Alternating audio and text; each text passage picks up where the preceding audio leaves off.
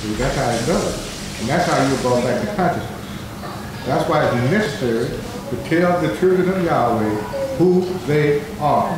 They must know this, so they can come to consciousness of that. And not be bound down and caught up in all that's going on down here. Because this is going to get rough down here. I was telling the other day, Dr. King was on the floor preaching, and he was talking about the end in Matthew there. He said it's going to be like it never been before in this world. And he started crying.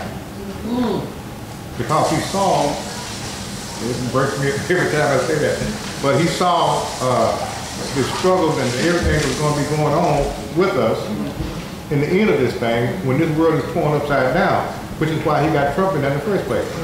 That's why he put him there. Just like he put Pharaoh down in Egypt, he put Trump there in that particular, and put Putin where he is. Yahweh put them all in these places. Now when you understand the third part that was cast out of heaven, you had thrones, dominions, and principalities. That's what was cast out. That's what you got down here. You got thrones, dominions, and principalities down here. We are fighting against spiritual wickedness in high places. That's what we're up against. And that's what you got down here in these vessels. I'm telling you again, all those satanic angels that was cast out there, down here incarnated in bodies. Some in bodies, some out of bodies, but they're all here. And we are down here among them. You understand? So we can't be fooled by what we see with our eyes and what we hear. Another thing he told us too, be skeptical about everything that's told you. In this school or anywhere else. Be skeptical until you get a profound knowledge and understanding of Yahweh and His purpose. You understand? That's how it has to be. I don't care who it's coming from. You question it. And you ask questions. You say you don't sit and assume you know, you ask questions. And please understand this. When you pray, you're not praying to Yahweh outside of you. Right. When you understand that He's in you, that's who you're talking to. You're talking to yourself. Basically, that's what you're doing. But on a higher level. You understand? And you have to understand the purpose. You know what you can and can't have. See, I know I ain't going to be asking y'all for no $1 million. How He going to show me His power when I'm rich down here and I'm not struggling? You see? We have to go through the struggle. Israel had to go through the struggle. That's the pattern. We have to suffer down here in order to be cleaned up. That's the process of cleaning up. Because when you're going through that and you can't do nothing yourself, you can't fix this fall down. I try to fix this or him fall down, and just losing my mind because there ain't nothing working right. You understand? So what do? You be still. That's right. And you wait for Yahweh to show you what's going on. And when you communicate with Him, then He would then straighten them matters out for you if they're to be straightened out, or put you on a higher plane and prepare you to take the body off. That's another thing you have to understand. You cannot be afraid to die. See? And if you are, then you haven't received the truth. Because the Messiah died, so you don't have to. We're not going to die physically. I mean spiritually. We got to take this body off, but when we do, just like Stephen, what happened when he died? Heaven opened up where? Right within him. That's right. See, the Holy Spirit, that's heaven. And if the Holy Spirit is in a man, that's heaven. And when it opens up, that's when you can see Yahweh and His Messiah. Just like it did with Stephen. It's the same with us. When we get ready to take these bodies off, it's going to open up. Like the book said this, and entrance shall be ministered unto you. And you shall enter into it at that point and leave this here for somebody else to deal with. That's just how it is. That's right. That's right. That's what this knowledge has brought to us. So we don't have to fear death anymore. It's a natural process. Matter of fact, Yahweh was the first one to die.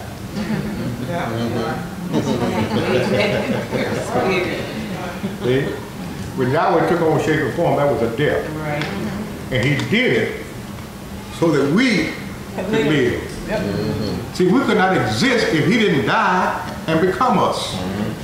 He had to die out of that heavenly state to become us. That was a death. That's why down at the end He had to die there with the Messiah so that we could live again. See? But that's what the death of the cross is talking about. Yahweh crossing over from pure spirit into incorporeal realization, that was a death. Yahshua crossing over from the physical back into the spirit, see, that was a death. So that's how we were raised back up. Paul put it like this, reckon in your mind to be dead with the Messiah so that you could be in the likeness of his resurrection. All that's done in your conscience. That's right. That's where you died at. That's where you got to be resurrected at. That's why he said, I'm Yahweh, I'm conscious of it, you are not. That's the only difference. Now if he said that's the only difference, then why can't they accept that? Because if you can't accept it, then you can't move. You spinning your wheels over and over, it ain't going nowhere. You understand? At least it seems like you're not going nowhere. But as he said, you're constantly on the move. You're either moving up or you're moving down, but you're constantly on the move. That's how it is.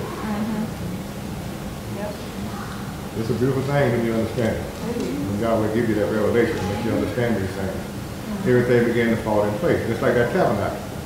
Folks don't understand that tabernacle. That's Yahweh Elohim manifested there in the wilderness, and that's in the form of that tabernacle.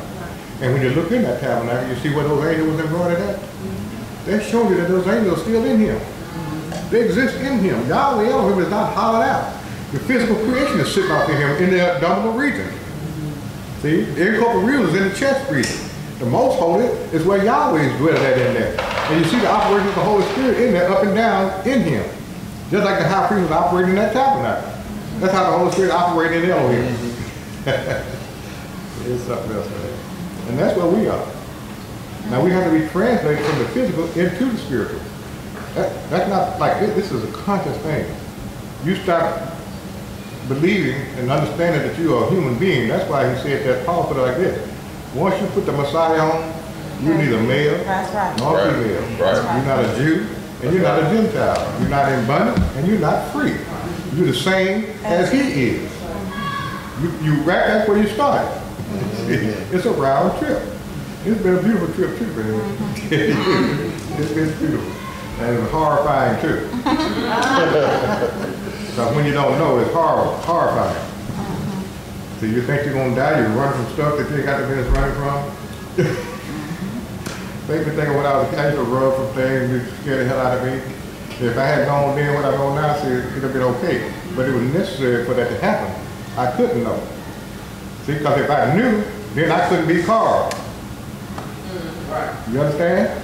So I had to be called for a period of time until Yahweh brought me back to consciousness of who I really am. So we had to be what he set us up to be. You understand? And also his purpose to work. It had to be that way. That's why he had to have Satan. Satan is an integral part of Yahweh's purpose. It wouldn't work without him. Right. And in the future, they ain't going to work without him. That's right. You got to have that contrast. And also his purpose to work, you got to have a contrast. Like I said, it can't be all day and then no night if you don't have a purpose. But it can't be all night and no day. You see, it can't be all seeing. If it's all seeing, where's the hearing? You got to have that contrast. And as he stated in this transcript, Sandosis here, he said, Satan will be rewarded for doing a good job. That's true. He did say that. In other words, he's going to use him again. Not as he exists now, that will be destroyed. But the concept of it is what he keeps. And we use it again and again and again. Yeah. That's just the way it is. So I have a question. Are we starting something? Are we going to start a session or something? I don't know. I had a question. Might as well start now. Go ahead. Ask your question. Not, I mean, it's not a particular session. Okay. It was just like, it's like we already started recording. Okay, so it's a question for Carl or Terry. So you know how it says, the story of Jonah, it says, so shall Yahweh be in the heart of the earth 3 days and 3 nights. And we know the phenomenal day. We know that. But that doesn't put Yahshua in the heart of the earth 3 days and 3 nights, or does it? And if it does, how? Because someone asked this question in class, and I was like, I never thought about that. He said, I know Yahweh there's an answer, but he needs to know what's the answer. How is Yahshua actually in the heart of the earth 3 days and 3 nights like Jonah was in the heart of the earth? What did he tell his disciples when he was preaching the gospel? That he had to go be killed and buried, raised again the third day. Right. That was in their heart. And those earthly bodies. That was in their heart. For those 3 days and 3 nights, you see, it was in their heart. That's why they raced to the tomb to see if he had resurrected that third day. And when they got there, they saw that he had resurrected that third day. That's how he showed it to me. Okay, no, that makes sense, because when he's crucified, that's when that phenomenal day started. Right. And in their heart, he's dead. Right. So he's in the heart of the earth. Right. Go, gotcha. That was good. I like that. Yeah, that was good. Oh, I got a whole lot of questions, but I'll let somebody else ask. But I have a lot of questions. If anybody else has a question, I don't want to take it all up. Terry, no, I will take up all the time. We got all the Questions. I wasn't getting about to get it good. So Genesis 6:1, it says, the sons of Elohim saw the daughters of men. What does that mean? You kind of touched on it when you were talking, but you didn't finish. I said, so I got to answer. Yeah. Well, when you go back and look at it, it says that when Eve got pregnant, he said, I've gotten me a man, even Elohim. Now, if you go back and look at Esau and Jacob, Yahweh was able to make two nations out of that one seed in that woman's womb. See, he was able to do the same thing with Eve. See, Adam and Eve had daughters, but Yahweh called them the daughters of men because he had created those men for that process. And the sons of Elohim, which was Seth, Enoch, Methuselah, all of them, you understand, went in unto the daughters of men and they had children. That's how Yahweh populated the earth. And so then the offspring became giants in the earth. You see, and because there wasn't of the holy seed, then that's when they began to come with all those negative thoughts, evil thoughts that they had continuously. And I think you pick it up in Michael, I believe it is Michael, where it says, why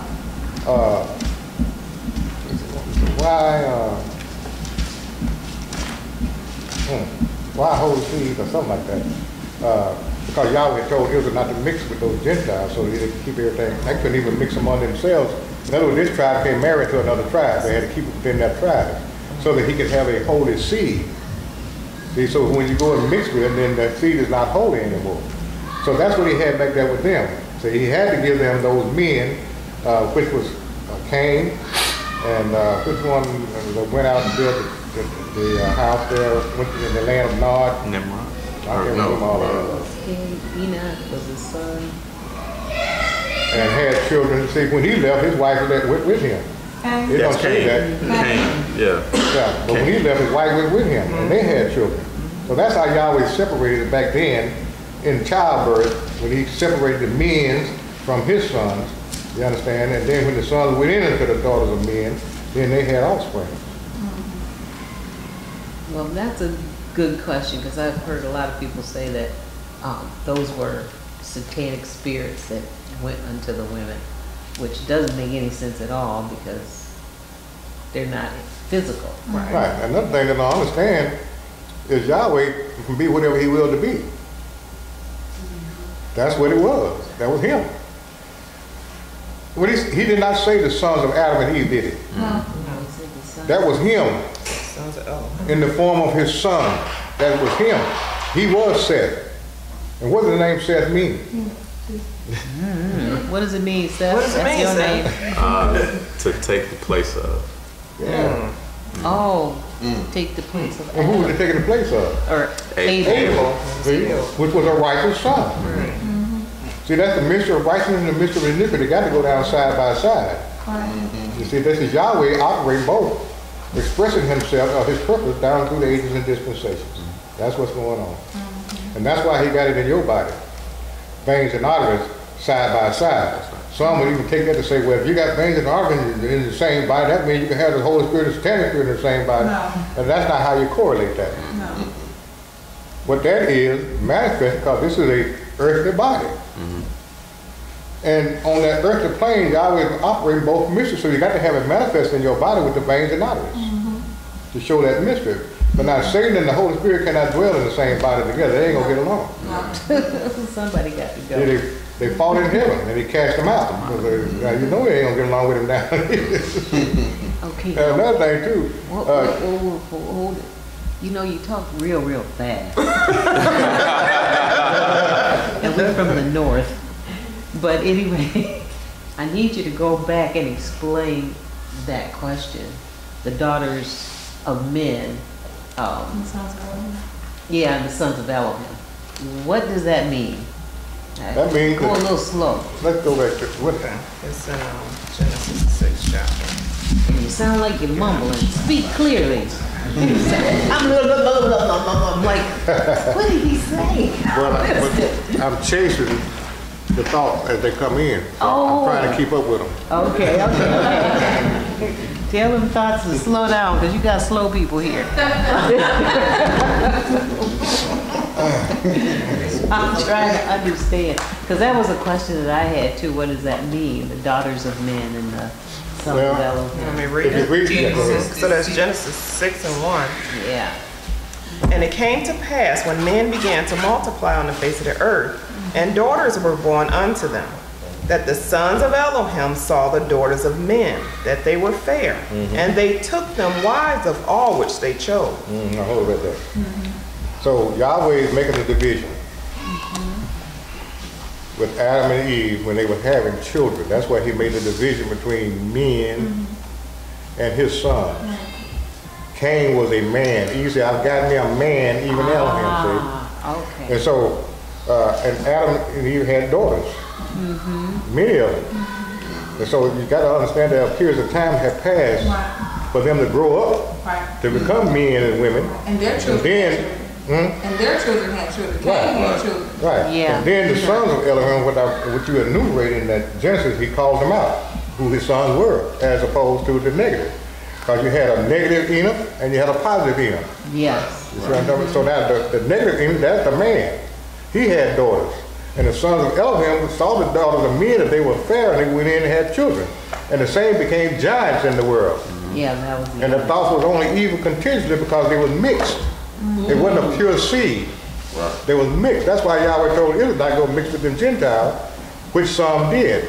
That's why you got those folks down in Samaria, they was a mixed breed. They were not pure Jews. But nevertheless, they was Abraham's seed. That's what the woman said, that our father's well, when the Messiah met her there, she talked about that was our father's well that he was at. See, but they was mixed. And that's why Yahweh told the apostles to go to the Jews first, then go down to Israel, then Samaria, then to the utmost parts of the world. Okay. So that's how that was set up. So did that explain it?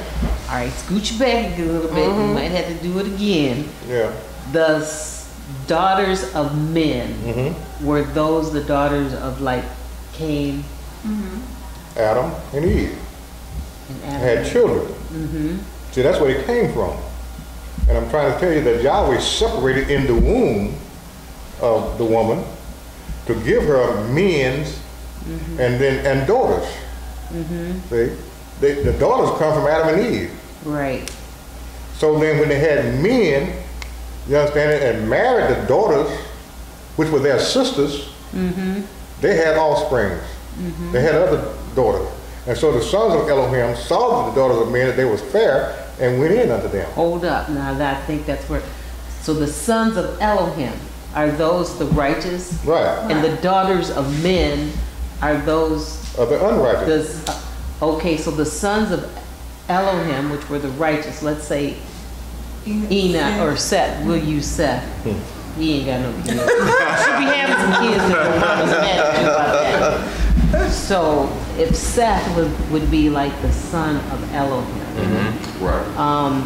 But if Cain's had children, they would be the Daughters of men. daughter of men. Even if they were. Right, I understand. All right, Adam and Eve had a man child. Then they had a woman child. They had a man child. That was Cain. Right, the first one. Okay. Then they had a woman child. Yeah. And they kept on having women children. And they kept on having men And their children. that were not the sons of Elohim. Right. You understand? Okay. And they're enumerated in the book there. If you finish reading it, they named the sons of Elohim, and they also named the sons of men in there. And so when those men went into their sisters and had more women and sons, then the sons of Elohim saw the daughters of men that they was fair, so they went in unto them and had offspring. Okay. But there wasn't a pure seed, therefore that thought was evil continuously. That's why Yahweh had to make that thing clear with Abraham and Sarah. so the seed could be pure. See, Ishmael wasn't going to make it.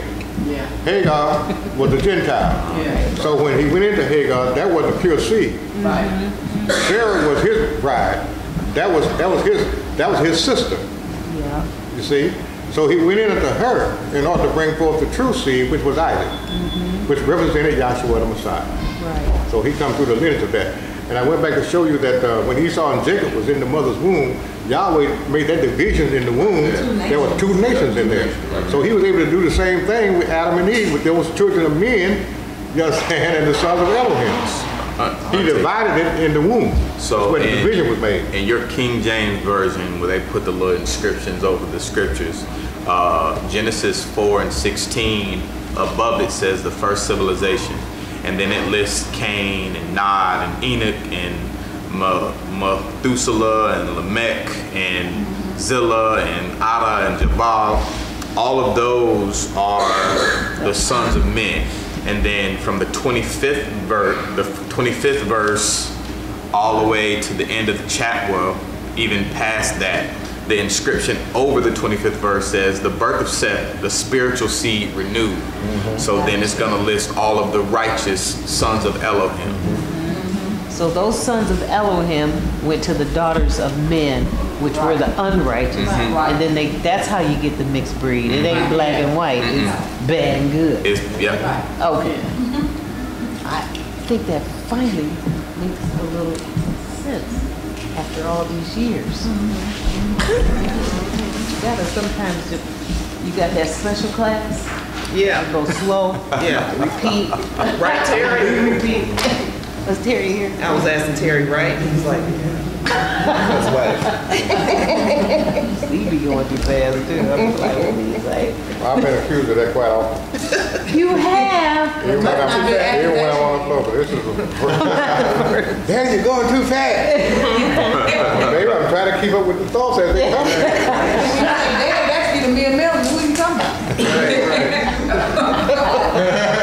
When they be coming so fast, you understand? I'm following him. I'm trying to keep up with it. Well, evidently it's not an accusation. It must be true. You can be moved. I got witnesses. I had that question too, in my mind. And that's how Yahweh answered for me. Yeah. But I looked at it too. I was trying to wonder, how can that be? Yeah. And I didn't even think about the question until someone asked it. Like, you know what, you're right. But we know Yahweh always has an answer. We just have to wait on it. So I'll definitely take it back to him. And you have to understand Yahweh can be whatever he will to be. Right. So, now he willed to be that. He willed to be king. Believe it or not. Yeah, we don't like to think that way, but yeah. He willed to be all of this. And so that's what it was. Now he made that division between that before he brought it down. This division was made in pure spirit. That's where everything was conceived at. Even the Messiah was conceived in pure spirit. A lot of folks don't understand that. The Messiah was conceived. You understand the idea that was conceived? He did not always exist like that. That's right. Yahweh conceived him. That's what they always talk about, the immaculate conception. That was an immaculate concept that Yahweh had of his Messiah, and then he became that. That's how that works. He became everything. The sun, the moon, the stars, the planets, all of it. And then controls it with unerring accuracy by divine spirit law. That's him too. It's something else. Anybody else got a question? Okay. So, for many years, I only found out this recently because you had brought it out to me. So, Exodus, the 33rd chapter, where Moses was in the tabernacle, right? Or the tent congregation, right? So, he's in there, and I already know where you're going. you already know what I'm go into that. No, say your answer, because we don't know. We not. All right. So, just read it. Exodus 33rd chapter, where Moses is in there in the tent of congregation, and the cloud descended and stood at the door. But I'm thinking this is actually a physical cloud. Everybody's like, oh, you know, a physical cloud, and he's just talking face to face like with Moses and this, that, and the other, and the cloud just automatically transformed into Yahshua and whatnot. But that wasn't the case. Your imagination plugs different things in, it fills in the blanks when you don't have when you don't fully understand it. So you can read that and then kind of, expound upon that to maybe bring some clarity, because I know I can't be the only one. Am I that slow? Yeah.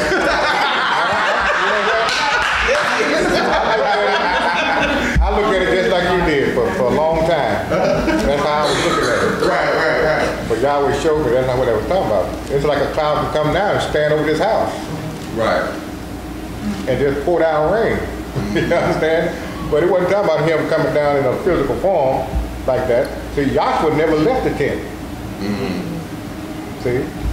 But the reason why he did that was to let them know that he was communicating with Moses and them, because that's how they recognized Yahweh, was by the cloud. Right. By him, that cloud standing or hovering over the door, and then Moses goes in and commune with Joshua, that let them know he was talking to Yahweh. That's why they would set up that outward appearance there. Right. So they could see know that was Yahweh that he was talking to. And even though they saw that, they still didn't know who Joshua was. Right. Even though he was in that tent, and nobody would come out the tent and say, Moses went and talked to Yahweh, the young man Joshua departed not out the tent. Right. Well, that's what they were, but they didn't know that. Right. Even Moses had a problem with it. Because when he asked Yahweh about the angel that he's going to send before him, he was the angel that was giving Moses the vision that was going to be before him. Moses wanted to know who the angel was, and it was Joshua. Same one. It's like now, folks looking at these things with Yahweh, they don't see it. They see what they want to see, or what their mind tells them, because they have nothing to measure or understand it by. That's another thing he got in these transcripts too, and that power within. Because if you don't have the Holy Spirit in you, you have nothing to lean on to instruct you or to give you strength in times of trouble. You got nothing. And so that's the way it is now, or was back then. If they didn't have it in them, they didn't have nothing to lean on, nothing to help them to understand. That's why you have to have the Holy Spirit in you to reveal to you what this is about. It must come by revelation. You're not going to read up on it. That's right. It's not going to happen that way. It has to be revealed in you from Yahweh in you. It is Yahweh in you both to will and do of his good pleasure. Right. And he revealed it to you in his own time. That's right. Okay, Dr. Boston, so piggybacking on Mike's question, you said something and I'm not quite sure I understand. Can you read the 33 and 9? And it came to pass, as Moses entered into the meeting tent, the cloud pillar descended and stood at the door of the meeting tent, and Yahweh talked with Moses. So, like Michael was saying, my brain is, okay, to the children of Israel, it appeared as a cloud because it descended all the way to the point where it was at the door. And then it says the cloud talked with Moses. So the children of Israel are seeing a cloud, but it's actually Joshua or Yahshua standing there talking to Moses. It said Yahweh talked. No, I'm saying the children of Israel, are they seeing a cloud? Because they didn't know who Joshua really was, right? The cloud was present at all times. Right. It never disappeared. But it said it descended and stood at the door. Right. So if the cloud was sitting on the mountain, or it was hovered over the tabernacle, then when it came and it descended over the tent door, that's just like I was talking about a while ago, a cloud hovered. I'll give you this example. It didn't say over the tent door, it said at the tent door. That's why I'm getting confused. Either way. Either way, that's how it is. So the cloud wasn't speaking. Yahweh was in the tent. He never left out of there. So when they saw the cloud descend at the tent door, that made them know that Moses was going in there to communicate with Yahweh. See? So he wasn't talking to the cloud, he was talking to Yahweh in the form of Yahweh.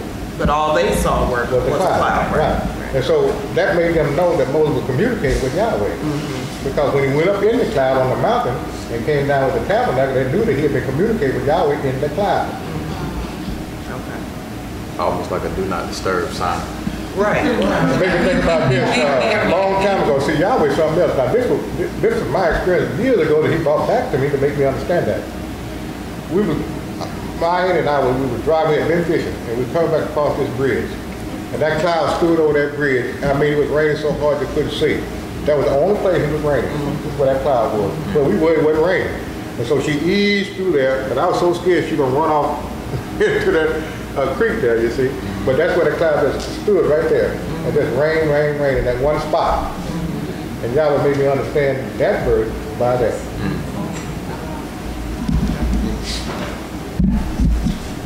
All these experiences, every experience you ever had in your life, Yahweh can bring back to your remembrance and show you something about it. Right. Somebody else got a question? None of your experiences have been for naught.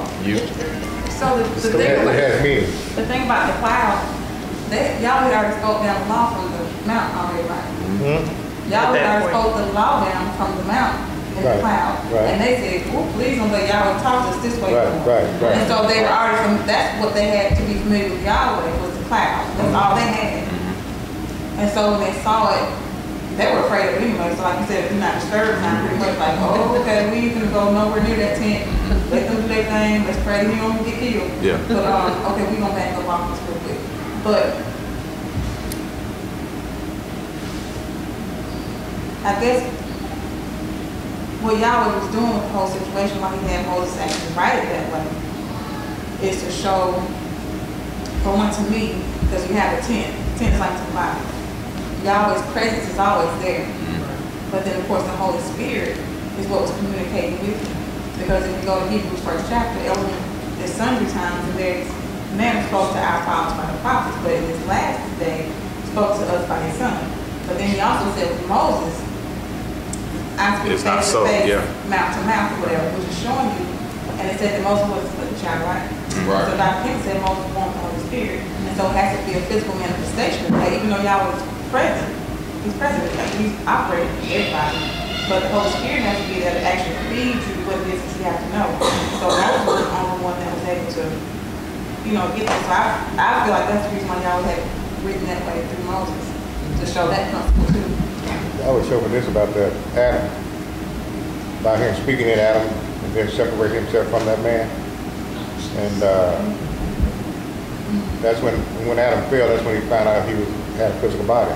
He didn't know that until then. Just like a baby's born, they don't know he even got a body on him. That's how innocent Adam and Eve was in that country. They didn't know they had a body. They didn't even know they was naked. They didn't have no concept of that until they fell in that country. Yahweh stopped communicating with Adam in his country, even though he was still in the body, causing him to see and all the systems to function, but he wasn't communicating with his country like that no more. So when he fell and he heard the voice of Yahweh, it seemed like it was outside of him. That's why he ran from it. But what Yahweh showed about that in the pattern of that migratory threat, see, when Yahweh came down into Egypt, he brought his own tent with him. That same tent that he had down in Egypt is what he pitched out there in the wilderness. And he said he pitched it afar off from the camp, showing forth that he was separated from them. Even though the cloud hovered over the tabernacle, showing that he was with them, but he was not in them. You understand? That's how that was set up. There's so many jewels back there, man. If you do what Yahweh told you, meditate on those things. See, while you're running around to the clubs and all this, you should be sitting down and meditating on the things that Yahweh has shown you so that he can reveal. If you want it, that's what you got to do.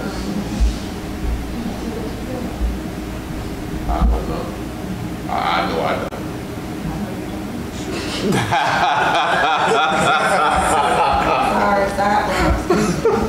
Sorry. Okay, so can you read John 18, 1 through 8?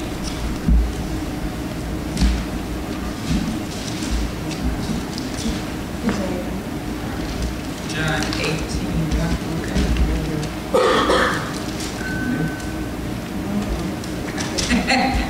John 18, 1. When Yahshua had spoken these words, he went forth with his disciples over the brook Kidron, where there was a garden, into the which he entered, and his disciples, and Judah also, which betrayed him, knew the place. For Yahshua oftentimes resorted thither with his disciples. Judah then, having received a band of men and officers from the chief priests and Pharisees, cometh thither with ladders and torches and weapons. Yahshua therefore, knowing all things that should come upon him, went forth and said unto them, Whom seek ye? They answered him, Joshua of Nazareth. Joshua said unto them, I am he. And Judah also, which betrayed him, stood with them. As soon then as he had said unto them, I am he, they went backward and fell to the ground. Then he asked them again, Whom seek ye? And they said, Joshua of Nazareth. Joshua answered, I have told you that I am he.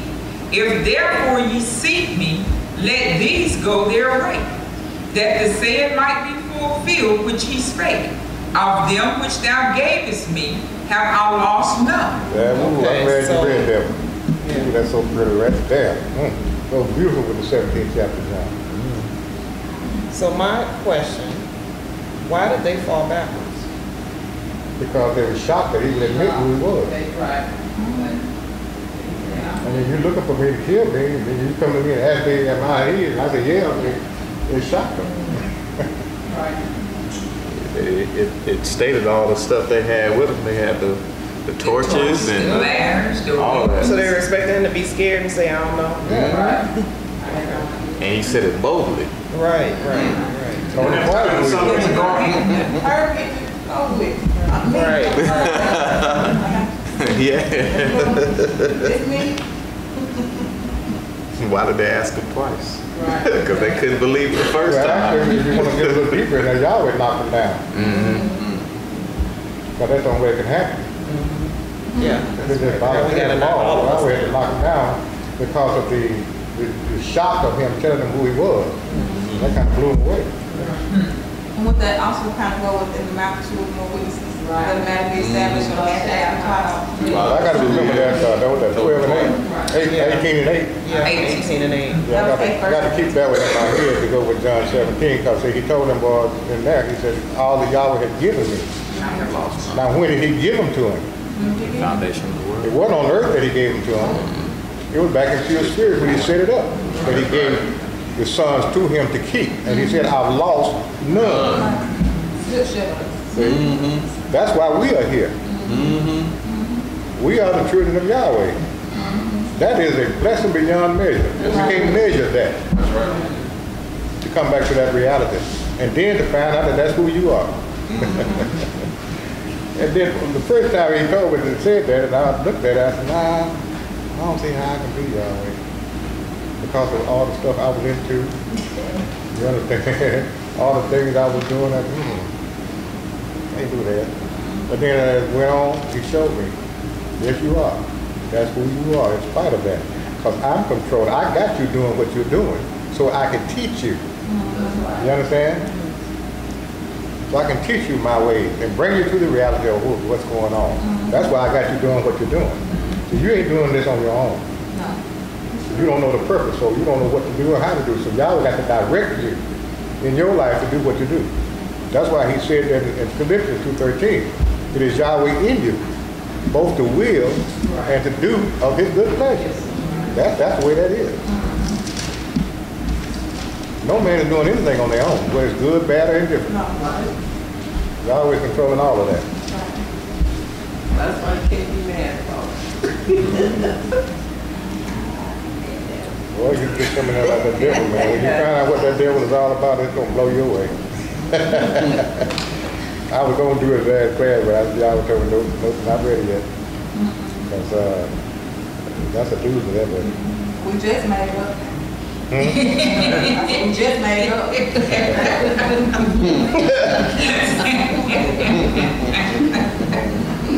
Got to hang in that river, baby, because I'm on the move. I get it, but for the body's sake, you know, my job is to protect the body.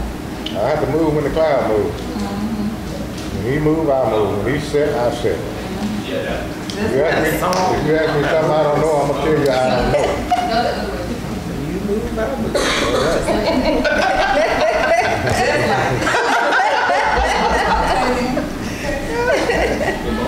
I know somebody else got a question. Yeah, I did about what I was reading in John 18. But it seems familiar, like the torches. It's fulfilling something. Something. With torches and everything? Yeah, the man got driven out. He was in the garden against Sydney, right? What about that? And the man got driven out of the garden with the archangel with the flaming With the angel with the torch. Yeah. Oh, that's right, and that's where Yahshua was in the garden. Right. It seemed like it. What was the question I missed? I was basically asking, like, what's the fulfillment there? What she just read in John 18? But I can see the Correlation he was yeah, making. the correlation, the flaming torches, then the man being driven out the garden. Oh, Michael Carla Carter. Yeah, with the flaming sword and all that. So if Adam was a type of Yahshua getting Right. driven out, and then here they come with their swords, taking Yahshua out of the Right, garden. out of the garden. That's good. So that's real good. Yeah, That's then yeah. got Judas Iscariot there. He represents the devil. Right.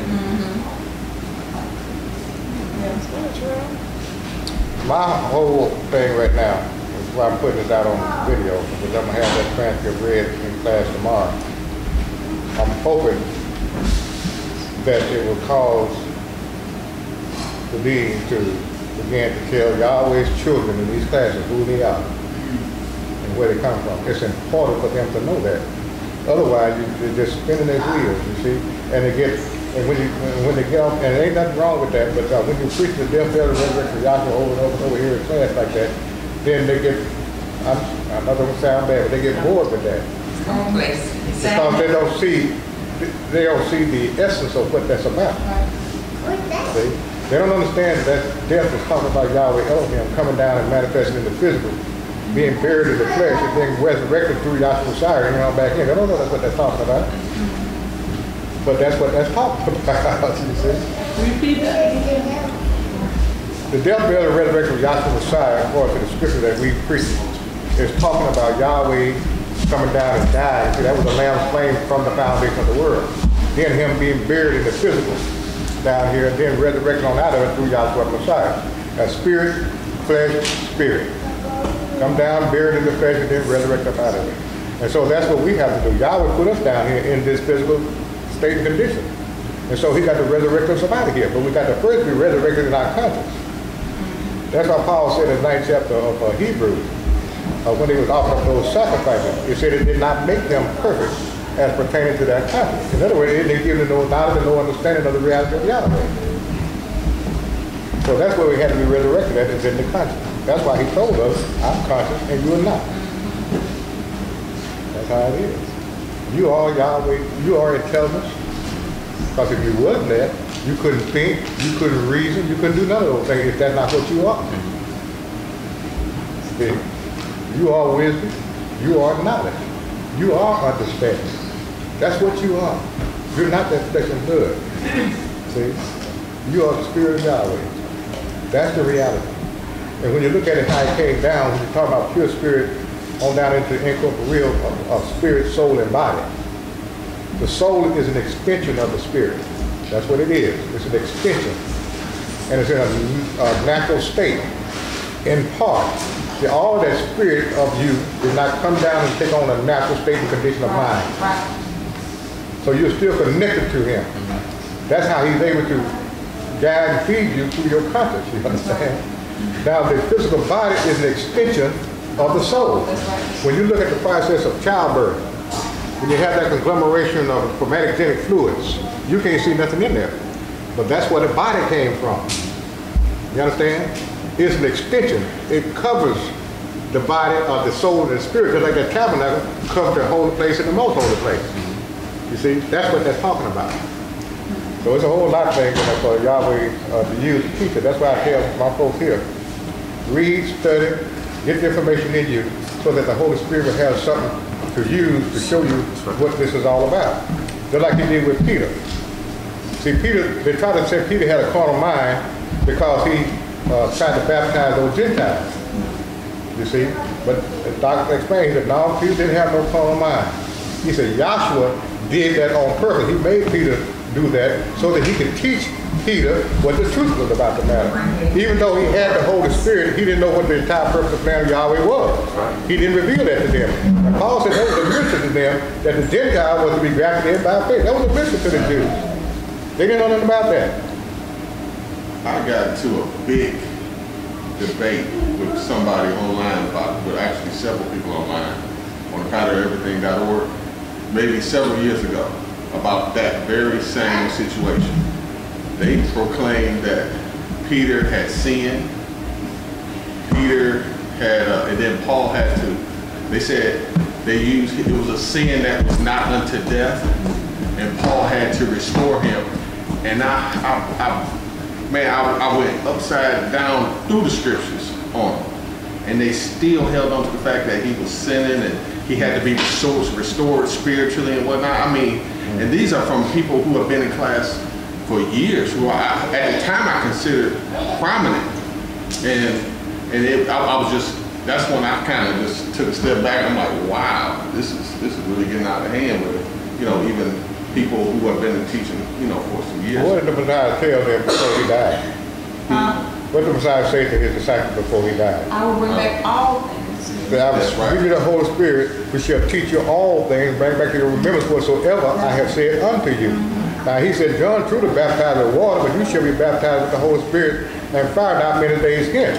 So in that Peter had been taught all of his life, you see, that the Jew wasn't mixed with the Gentiles, that they had to be water baptized and all of that. Then that's the thought that entered into his mind. Yahweh put that in him so he could teach Peter. You see, what the truth was, so he brought back to his remembrance. That's why Peter said, then I remember that these should be baptized with the Holy Spirit. Right. You understand? So he brought back to his remembrance to teach him that the Gentile was to come in by faith. Right. That's why he allowed that to happen. And the Holy Spirit in him did not allow him to water baptize. Right. And they get this thing mixed up about the Ethiopian eunuch. Talking about he was the first Gentile. No. That Ethiopian eunuch was not a Gentile. He was a Jew. He was an Ethiopian Jew that worked for Candace, the queen of Ethiopia, and he was on his way to Jerusalem to worship. No Gentile go to Jerusalem to worship in the temple. That's right. Cornelius was the first Gentile grafted in. And you go back to Genesis, the 9th chapter, and the last few verses, it tells you that Japheth, Yahweh, it said Elohim shall persuade Japheth to dwell in the same tent with Shem. And so when you go there to Cornelius' house, and you see that it was Elohim that persuaded Cornelius to dwell in the same tent with Peter and the rest of the Jews. So he fulfilled what he wrote back there. That was the first Gentile. He didn't tell no boy to go out there and baptize nobody in water. Right. And it's impossible to sin with the Holy Spirit. That's right. The book says that anyway. That's true. It's impossible to sin with the Holy Spirit in you.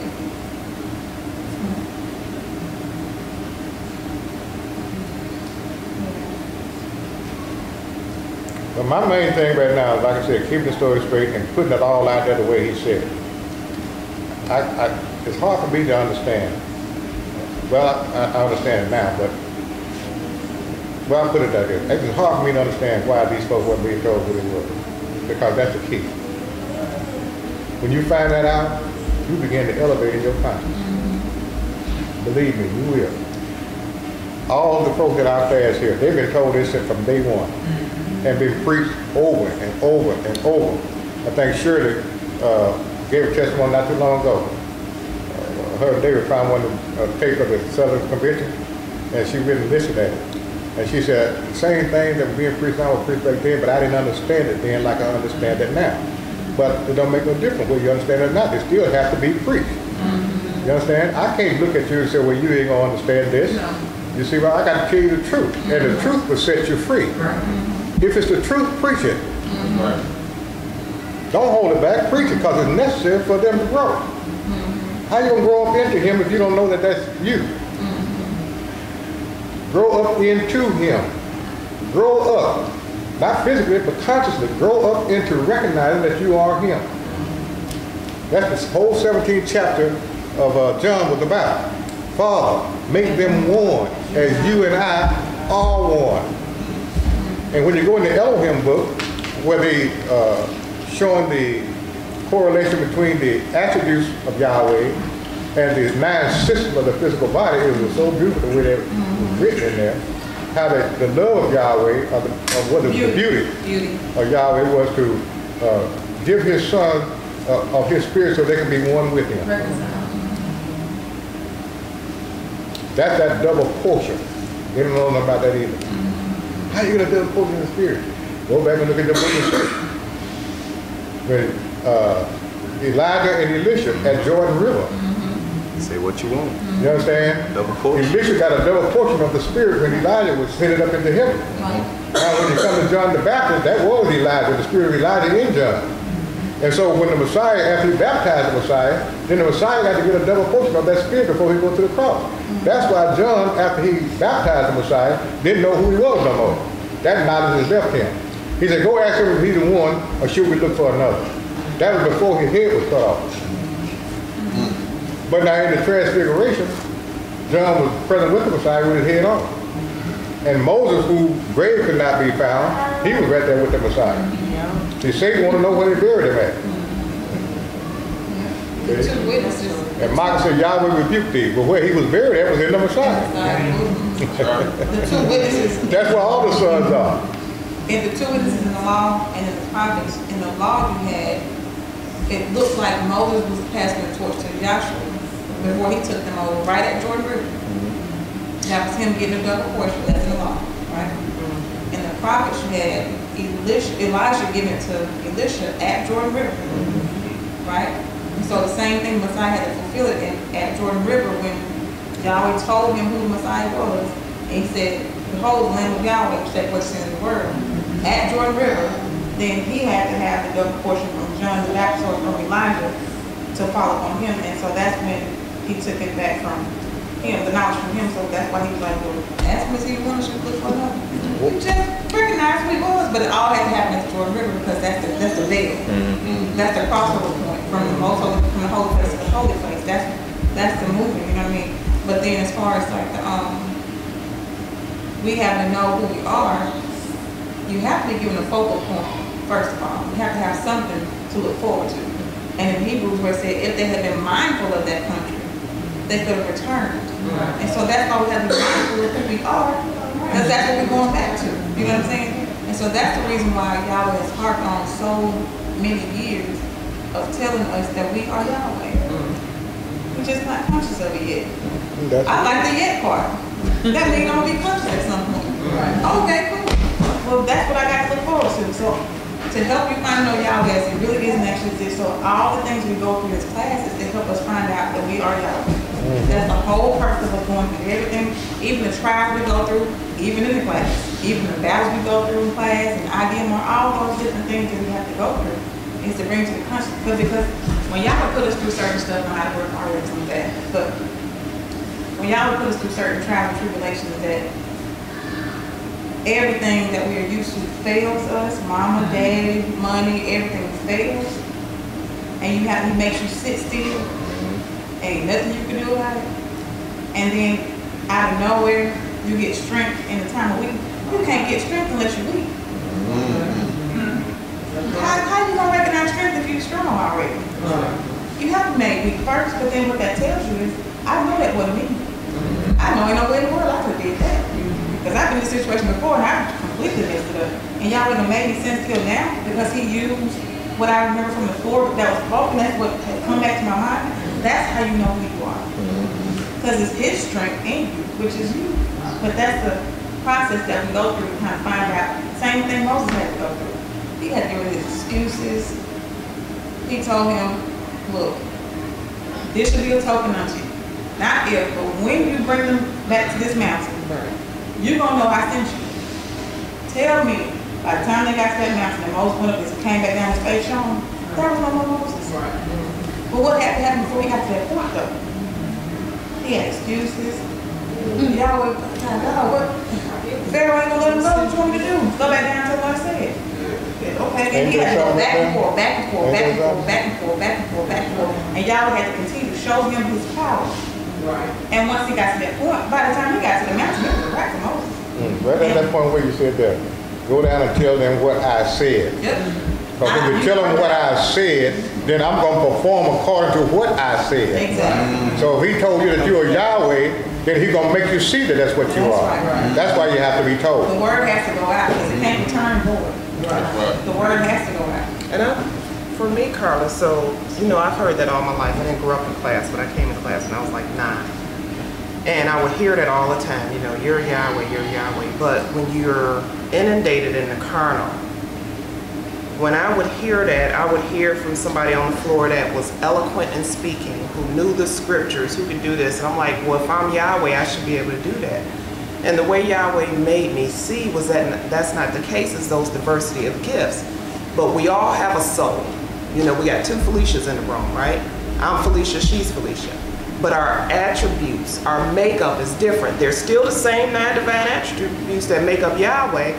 I may have a little bit more wisdom, she may have a little bit more intelligence, but it's still that's what makes up your soul, the combination or the percentage of the attributes that Yahweh gets you. So those 4 ingredients in the altar of incense, the 2 that went in there and did their own little thing with those incense, they didn't bring different incense. They had the same incense, they just had a different configuration and combination that wasn't right to Yahweh. So my soul that makes up this Felicia, because when he calls me, she won't hear it because he's speaking to that combination that he's determined that's going to be. So maybe I am better at reading because that's the combination he gave me.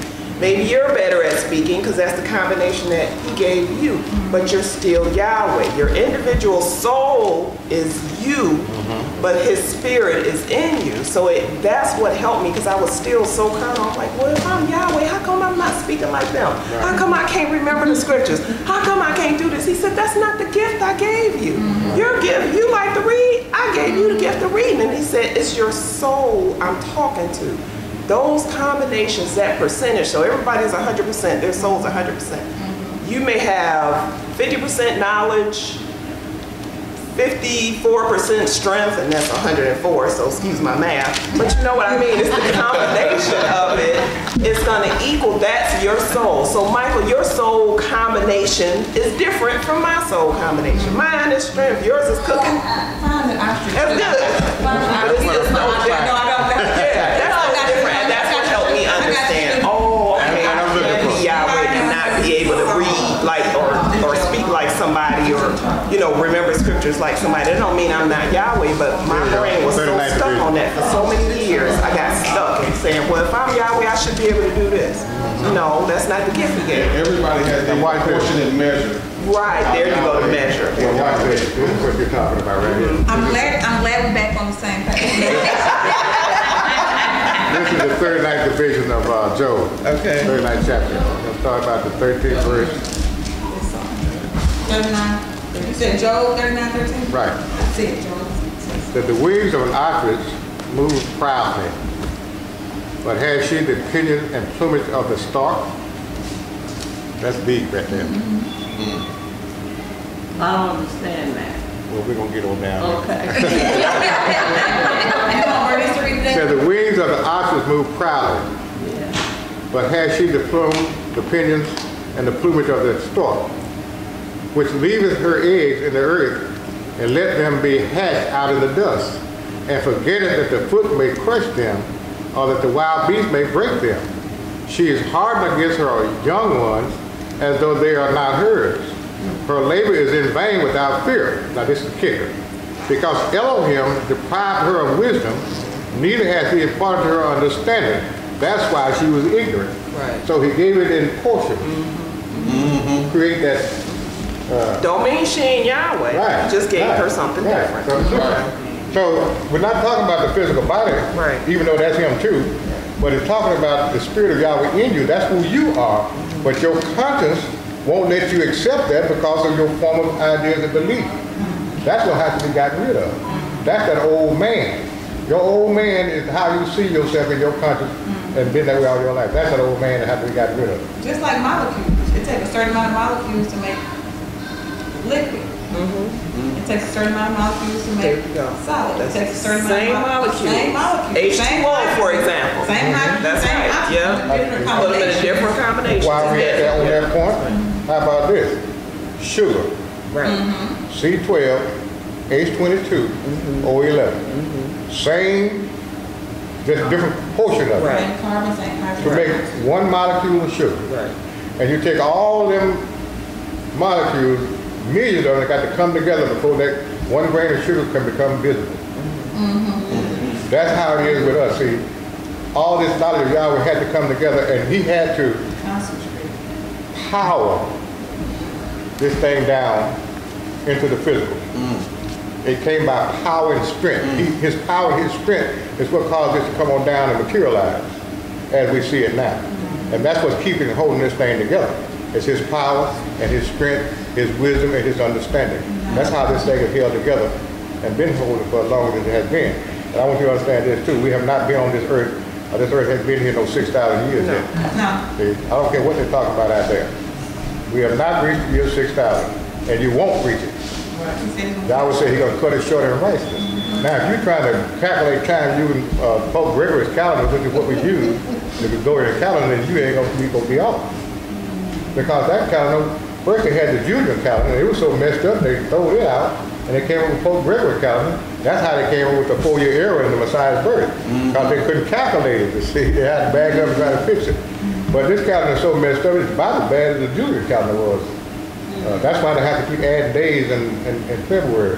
See, the Jews, they added a whole month in there to make up for that time. But Yahweh said to the founders that their calendar in that time was the most accurate. And at that time, when he said that, I think he had about 300 years there before you got to 6,000. So we hadn't reached those 6,000 years yet. You can't make Yahweh out no lie. He said we're not going to work any longer than he did. He said 6 days Yahweh worked, and then he rests on the 7th. He said he's going to cut it short in righteousness.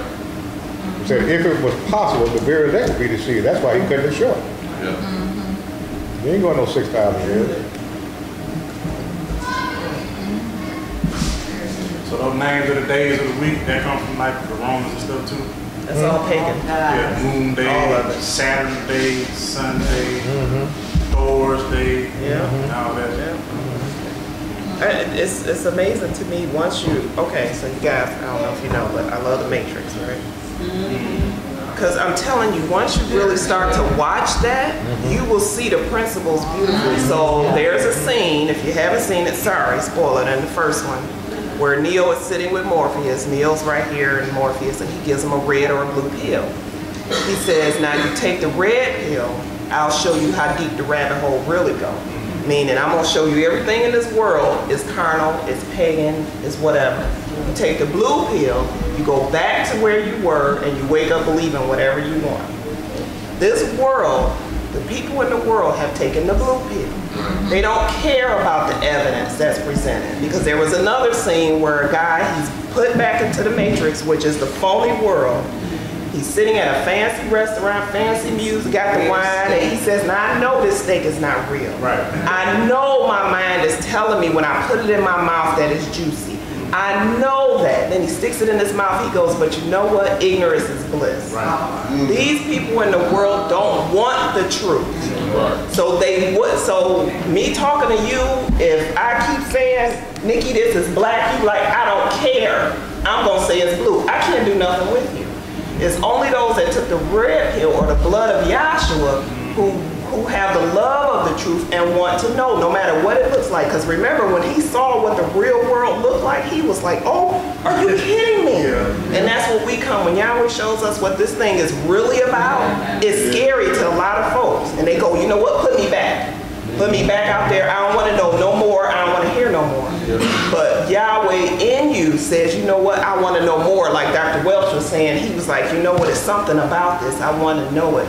So I'm telling you, why, and it's 3 movies, had to be 3, and it was done. And it really does. Every time I watch it, Yahweh showed me something different. I'm telling you, it is amazing to me. Dr. Kinley wanted it in movies, it's in the movies. But only his sons are seeing it. That's right. So just remember, and for you young lady, if you're new, stick it out. Keep taking the red pill. Don't go back and I don't care how bad it get. What someone said, they said they kind of hate telling people about class because it's like the mob. Once you get in, you can't get out. Once we tell you the truth, you can't deny it. You can go back there if you want to, but your conscience knows, well, you know, it ain't Lord God Jesus Christ. It ain't this, it ain't that. But stick it out, because what Yahweh has in store for us is so worth it. This life is not our final destination. That's why I don't fear death. That's why I don't fear talking about death. That's why it doesn't bother me that people are gone. Yes, I miss them in the physical, but I know what's beyond this It's so much better. So just run that race. It's like you're in a job and you know you got a good retirement plan. My retirement plan is off the hook. I'm sticking it out, Yahweh willing. So I wish that for you too, and for all of us actually, because it's gonna get very difficult. Right, and you know why they don't want it? Because they didn't want it in heaven. Yeah, that's right, because that's who they are. Right, they didn't want it in heaven. In other words, They didn't want it in heaven. he wanted to rule heaven. Yahweh had his Messiah set up. That's whose right it was to sit on the throne. Satan wanted to rule. So Yahweh kicked him out, made him king over the earth. Now he's ruling down here. He gave him that power to govern and rule down here. So the Messiah put it like this. He said, they hated both me and my Father. That's why Yahweh said in the beginning of John, he said, he so loved the world that he gave his only begotten Son, that whosoever believes in him shall have everlasting life. Then when you go into 1 John, he said, love not the world, neither things that are in it. You understand? If any man love the world, the love of Yahweh is not in him. Well, what changed? What changed? See? In other words, they didn't receive the Messiah. They rejected him. So Yahweh said, damn the world. Call my son out of it. You understand? Because he's getting ready to destroy this thing. Okay, so you said that you brought up another question that I had, and I'm hoping I can articulate it. So there's a scripture, and people at the basketball, football, whatever games, they always get it. Yahweh, God so loved the world that he gave his only begotten Son. But then we say he didn't love the world.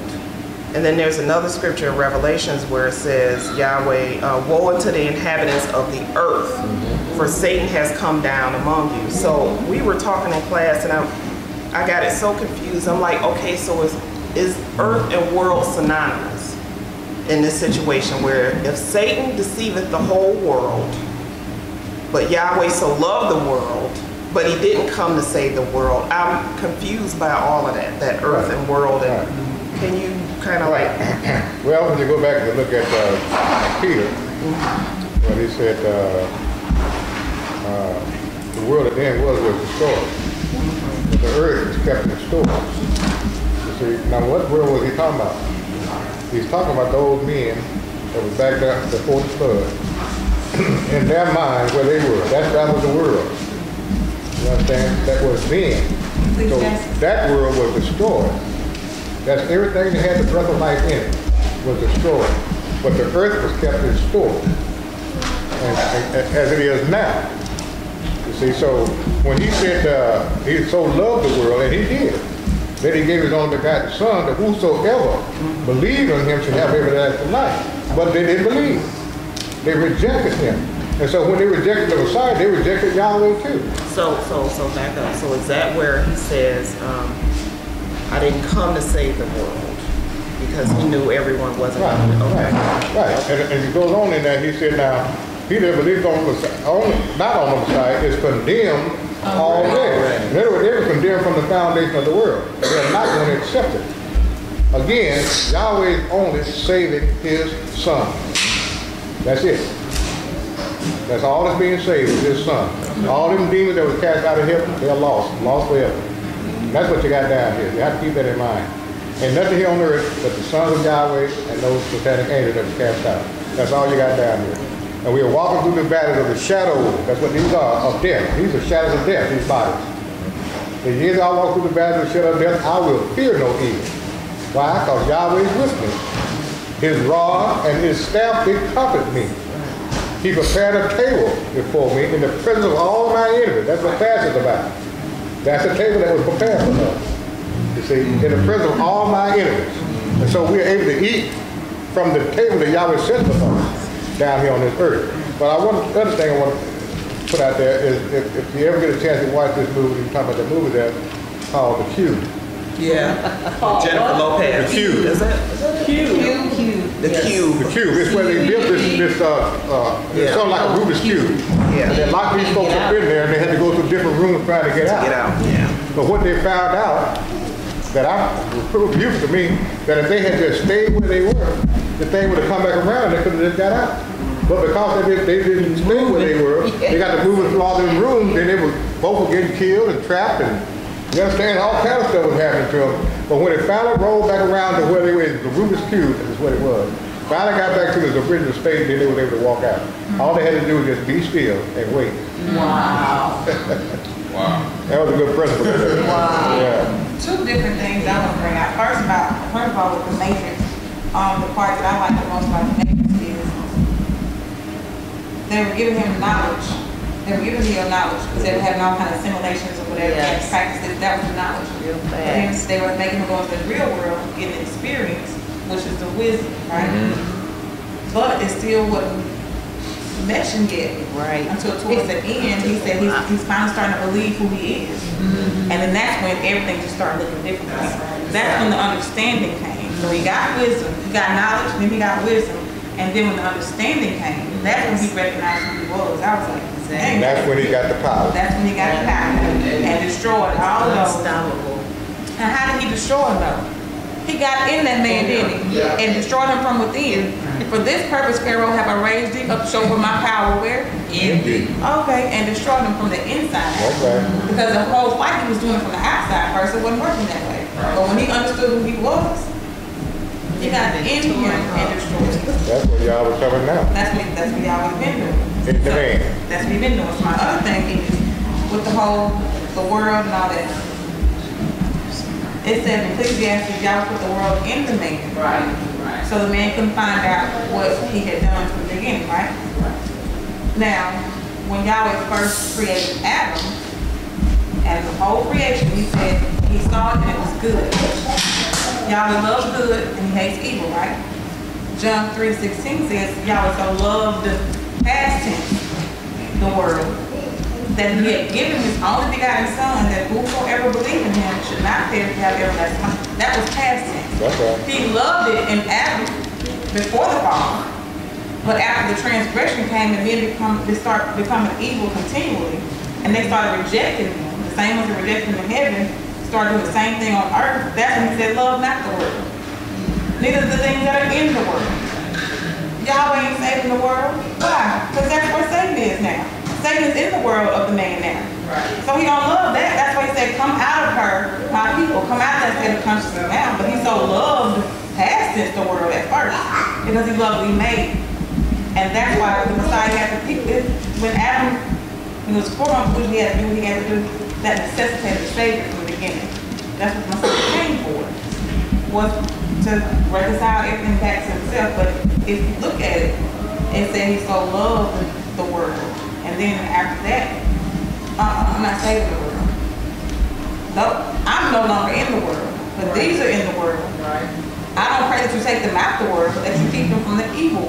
Right. Because that's going to be done when I get on the cross. I'm not worried about that part. Because so you have to recognize when he's talking about certain, because when he said in John 3:16, he wasn't talking about present tense now, he was talking about back there when it was good first. And then he switched it, it changed because of transgression and Satan and all the rule that he had down here. You see what I'm saying? So that's the whole reason why I love the world. Now I hate the world and all that because of what he had put in us. Because the world is in the main. And that's what fight is in the main. That's what they have to reconcile that too. So why in that scripture with Revelations where it says, you know, woe unto the inhabitants of the earth, Satan has come down. Why doesn't it say of the world? Because they were on earth. Right. The world is on earth. And another thing too, the inhabitants of the earth, it ain't necessarily got to be the globe of earth like that. These are earthly bodies. We inhabit these earthly bodies too. You know what I mean? Satan was cast to the earth. He wasn't talking about the globe of earth. Right. Satan was cast into these earthly bodies. Okay. Well, let me fix that one for you. Go to 2 Peter 2 and 4. She was already on it. I knew her scripture. And the 10th chapter of Matthew, about the 13th verse, I believe. 13, 14 verse. 2 Peter 2 and 4. For y'all was there, King not James that. version. Huh? King James version. 2 Peter 2 and 4. I'm sorry, that's For if Yahweh spared not the angels that sinned, but cast them down to hell, and delivered them into chains of darkness, to be reserved unto judgment, and spared not the old world, but saved Noah, the eighth person, That's a good. creature. That's good. I just want to see where you cast them down to. You cast them down to hell. Now then he sent the disciples out and told them to go and cast demons out of men. You see what I'm talking about? So that's what hell is. It's in the man. You understand? So you're either in hell or heaven right now. You're in one or the other state. Hell is a state of consciousness. And so that's what he cast Satan down to hell in man. And that's why he sent him out to cast out demons out of men, and he cast them out himself. Those demons out of men. So that's what that was about.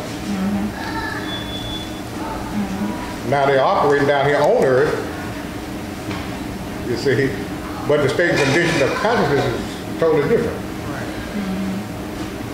Now I thought that the soul was your consciousness. That's what, when I was at Detroit class, that they read in the textbook. Right. But your consciousness is different than mine, because the attributes that make up your consciousness or your soul is different than mine. Your awareness. So that is. Well, let's put it this way. Now the attributes that make up your soul, they are the same as the attributes that make up your soul. Right. But the difference is The portion. how can I put Get this? the word. The difference is your way of thinking and seeing things, and your personality, your disposition is what's different. But it's the same spirit that created it in every man. But your disposition and consciousness are different. Right. To break that down further, because if you look at the attributes, it's knowledge, it's wisdom. And so what you're aware of, what you know of the knowledge that you have, because of your experiences, are different than hers. Absolutely. And so that means your wisdom is different because you're applying the knowledge that you have different than she applies the knowledge that she has. So that's what makes the difference in the different consciousness of the souls, what you're aware of, what your perception of reality is different than hers because of your different experiences, your morals, your beliefs. It's your perception of reality is different for everybody, because everybody have different experiences. But it's the same knowledge, same wisdom, same understanding, but it's understanding something different, it's aware of something different, it's applied different, you know what I mean? And so that's the difference between the different personalities or different consciousness. Right, that's why I was talking about earlier, about him having to create these differences in them and also his purpose to work. We can't have everybody thinking the same and being the same. Right. In order for the purpose to work. So we have to be think differently in order for him to bring us all back together into one. Yeah, diversity. Right. I just always say all the time, there was no way in the world Paul could have did Moses' job. Paul would kill everybody before they got to the Y'all would have made Paul like Moses was weak for a reason. Moses was fit for the job. He was, Paul was not people. Everybody would have been sliced up. Right. Then the Levites would have told everybody up for the golden calf. Oh, no. He would have killed everybody. That was Moses' job. He wasn't going to fall down on his face, but no, he wasn't going to bring his clothes and all. He could have died. Not my Elohim. And so y'all have different personalities for different things that he had going on. Just like Job. Job was perfect and an upright man. Not perfect in his understanding, but he was perfect for that Yahweh had created him to go through. That's what he was perfect in. Because evidently he wasn't perfect in his understanding because he was trying to justify himself. It wasn't, that was the perfect he was talking about. He was perfect for that job that Yahweh had him to see. Just like you're perfect for the thing that you're going through. It's tailor-made just for you. And looking at the world too, Yahweh had looking at too. And I said it before, how Yahweh put the world in man. And you look at Matthew 24 chapter, where it says, and this gospel shall be preached in all the world, and then shall the end come. It's not like the globe, like the whole nation like that, but in your world, this gospel has, and that's when the end comes for you. When it's preached in your world, and those nations have to be destroyed, your imagination, your stagnation, your procrastination, the damnation, the condemnation, all those things are destroyed once the gospel is preached in you. And that's when the end of your world comes. That's when you start coming out of your world. You know what I mean? And so, I'm gonna have to be quiet because I'm not a virgin. I keep having contractions, so I'm just gonna let you. Are you having contractions? Yeah, I'm gonna be quiet. It ain't time yet, is it? It ain't time, no, it ain't time. I'm just gonna be Well, quiet. according to calendar, it may not be time. I ain't got time for that. I ain't got time for my new couch. Thank you, sugar. I need some water. You got it? Where did Felicia number one go? I got it. She's the doctor now. She's my doctor now. That's Dr. Felicia. She's my doctor. But I don't think I love it. I'm gonna be quiet. I'm had to bed so far.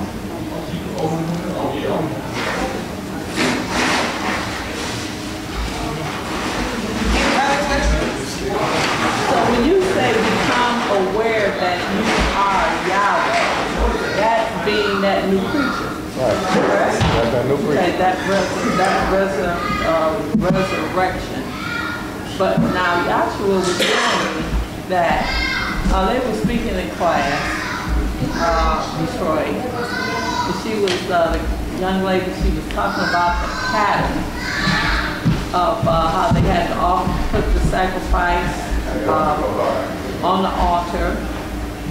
But she said before you can go into the holy place, it had to be a cleansing. A cleansing. So it says when you see the abomination of desolation stand in the holy place, you can't even get in the holy place without a cleansing.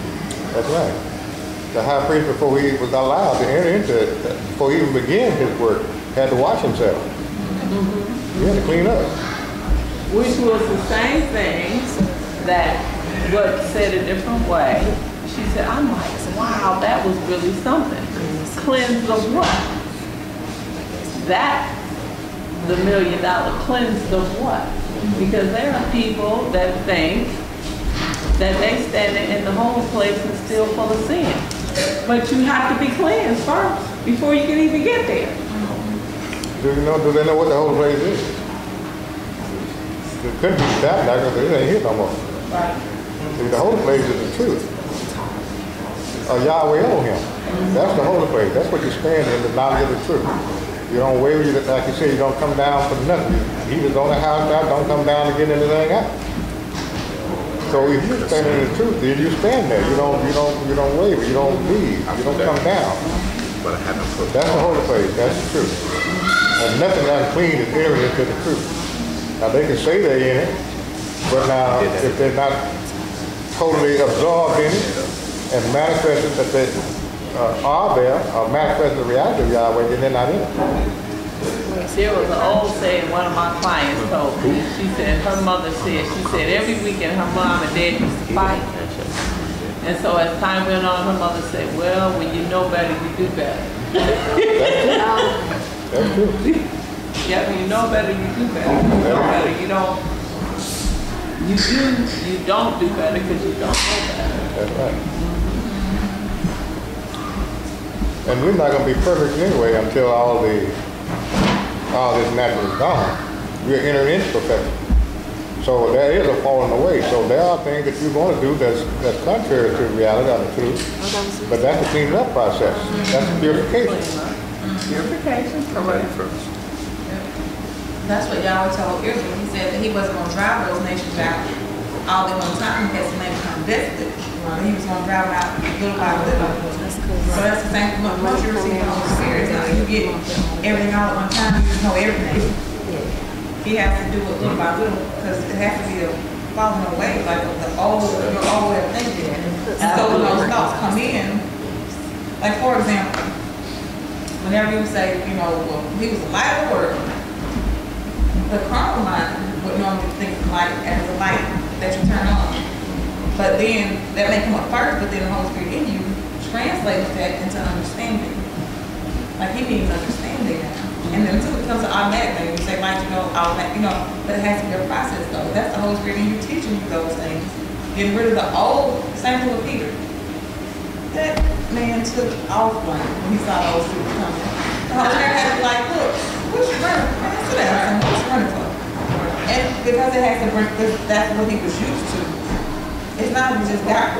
You know how they say you get a whole new soul and all that? That's not true. Those old things that he was used to, that his conscious soul was still there, but the Holy Spirit had to actually replace it with the knowledge of the truth. But he has to experience it first for it to just come up. It's not gonna just pop in there all the time like that. A process. It's a process. Just like my baby growing in you. Just like that. The same thing with the children of Israel. He could, like it was said last night, they couldn't just go from Egypt to Canaan like that. It was supposed to be a 3-day journey. How long ago they were looking? 40 years. That's a long time. But they had to go through a process, and they could not go into every last one of them. That's right. Every last old thought that you have, including you, has to be gone first. But there's a process that has to go and take place. You know what I mean? Even from our own personal experiences, we don't worry about bills no more. It was a time before we did. I don't worry about that no more because it's been too many times I had a check in the insurance from the insurance company mail. I didn't know I had insurance from these people. I got a check in the mail to cover, and it's almost the exact amount of what I need. Just $3 over. I'm taking the $3 and go to McDonald's here. Thank you, Yahweh. I got my stuff taken care of and I got some food. And so when those things continuously happening, then not that you don't have to experience that anymore. When the experience comes now you can see who you are. Now you can see that you think different now. Now you come into the consciousness of you and y'all are one and the same now. Because you don't think like you used to think. You don't pray like you used to pray. I'm not going to pray, Yahweh, please, help me pay my bills. Oh, please, do this for me, do that. No. Now it's, Yahweh, let me please you. Don't let me, I don't want to disappoint you, Yahweh. I'm going to do everything that's right in your eyes. You just seek the kingdom first and everything else is taken care of. And when you start doing that, you know that's true. Then everything else just kind of falls in place. And then it's kind of like an automatic thing now. Like we were talking about in the nervous system, how you got the automatic systems in the nervous system. Like I think the first one was the voluntary. It was like to the age of grace, the Mosaic law. And then you have the involuntary, was like into the age of grace, where the Holy Spirit operates automatically. It's given on a permanent basis now. So that's what teaches you all things. So it's, it's a process that we have to go through. Yeah, we fall down sometimes, but we're not destroyed, thank goodness. But it's a process. Nobody learned to walk without falling. I don't know anybody learned how to walk without falling. On a few different occasions. But you just get back up. Fall down with the doors. You've been walking for a long time now. And you fall. You still fall. Physically so, still fall physically. But yeah, it's a process that we all have to go through. But that's what we got each other for. That's what the body's for. The body's set to heal itself. And so when we're going through these things, not to judge each other or try to make each other feel bad about it, preach the gospel to each other. Because each other tell them, all I give you the truth. Right. If you want me to give you anything other than that, I ain't got it. I'll give you the truth. And let the truth give you. And that's why y'all even got us here in this manner, you know what I mean? So, it's just one of those things. Resistance, even from working out and building muscle in the body, resistance is what strengthens it. And after you work out and you're sore, what is it that floods those muscles? Blood and nutrients. It's the same thing that we go through. If you are of the truth, that those trials and those tribulations, that resistance that you incur in your life, those that are of Yahshua, they're going to lift you up. You understand? That's that blood coming to you, and that blood is what? On the arterial side, it's supply with oxygen. You understand? That's that life-giving substance. That's, you know what I mean? That's building. You understand? So that resistance is needed. You understand? It's a necessary component for you to get where you need to be. It's beautiful. Ooh, it's beautiful. Let's think like this. What if you just had the right leg? How would you walk with just the right leg? Exactly. You got to have two. Exactly. Left and right. You go out there and crank your car, you got to have a positive and a negative in order to get that done. You see, so it's necessary for Satan to be. Absolutely. Yahweh, He's an asset. yeah, he is. And Yahweh don't, well, I can put it like that. Hebrews the 6th chapter says,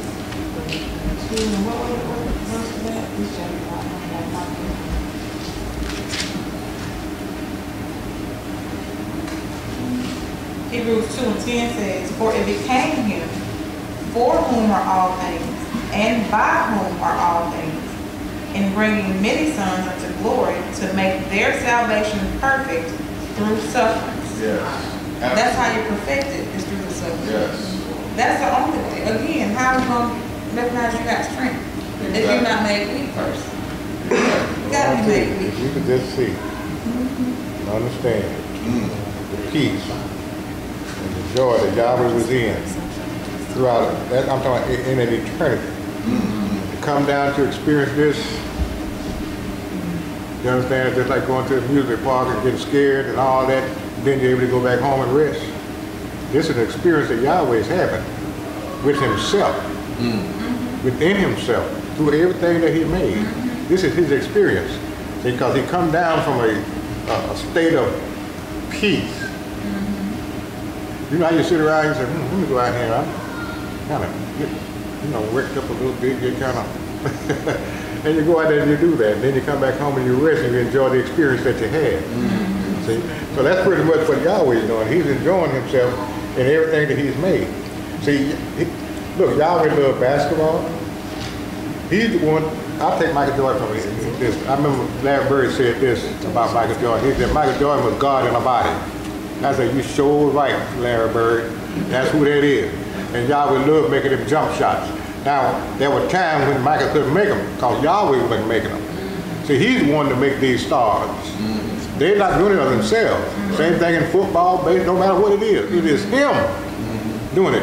Otherwise, if he didn't create this baseball for, and all these sports for his own pleasure, they wouldn't exist. He's in there playing ball. See? He's also in the wars. He like that too. All these things were created for his pleasure. And so he enjoyed himself in all these things. It's just like he said, the little natural carnal mind can't comprehend, so you're going to try to tell him what he can and can't do, or what he didn't and didn't do. Yahweh did all this for his pleasure. He's experiencing everything. Everything a man experiences, Yahweh is experiencing in the man. That's the way it is, folks. For thy pleasure, Yahweh, they are and were created. That's how it is. It's so beautiful when you understand Yahweh is the only thing that exists and have always existed forever, and there's been a time he has existed, and nothing has never coexisted with him, nor will it ever coexist with him. You understand?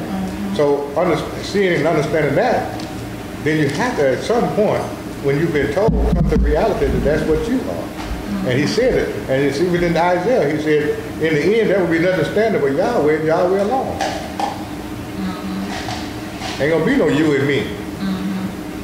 We're going back to the attributable makeup of him. We're going back to wisdom and knowledge and understanding. That's what we are, that's what we were. Right. You see, that's what we're going back to. Now, let's get this, let me show, because I want to show you that wisdom and knowledge is not just some words uttered. Right. But they are power, they are active. You understand? They're doing things. Let's try the 3rd chapter of Proverbs, and then we'll move over to the 8th chapter. Proverbs 3 and 1.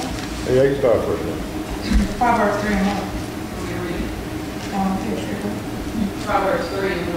My son, forget not my law, but let thine heart keep my commandments. For length of days and long life and peace shall they add to thee. Let not mercy and truth forsake thee. Bind them about thy neck, write them upon the table of thine heart. So shall thou find favor and good understanding in the sight of Elohim and man. That's how you're going to get it. By being obedient. And this is another thing, so at that point, they always hear this, you got to obey the gospel. You got to obey the gospel. Well, how you obey the gospel? What is the obeying the gospel? You say, well, the gospel is the death, burial, resurrection, ascension, outpouring of the Holy Spirit, Yahshua Messiah, according to the scriptures. How you obey that? So you have to look and see what the gospel is saying. He said, love Yahweh with all your heart, with all your soul, with all your might. Have faith in Yahweh. And whatsoever not of faith, that's obeying what the gospel is telling you. It's not just talking about the death, burial, and resurrection of Messiah like that. It's saying more than just that. Right. So that's what he's talking about. We're talking about obey the gospel. Do what he said do. That's the gospel. But go ahead. Trust in Yahweh with all thine heart. That's the gospel.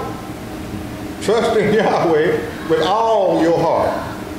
Read. And lean not unto thine own understanding. And don't lean to your own understanding about things because you don't know nothing.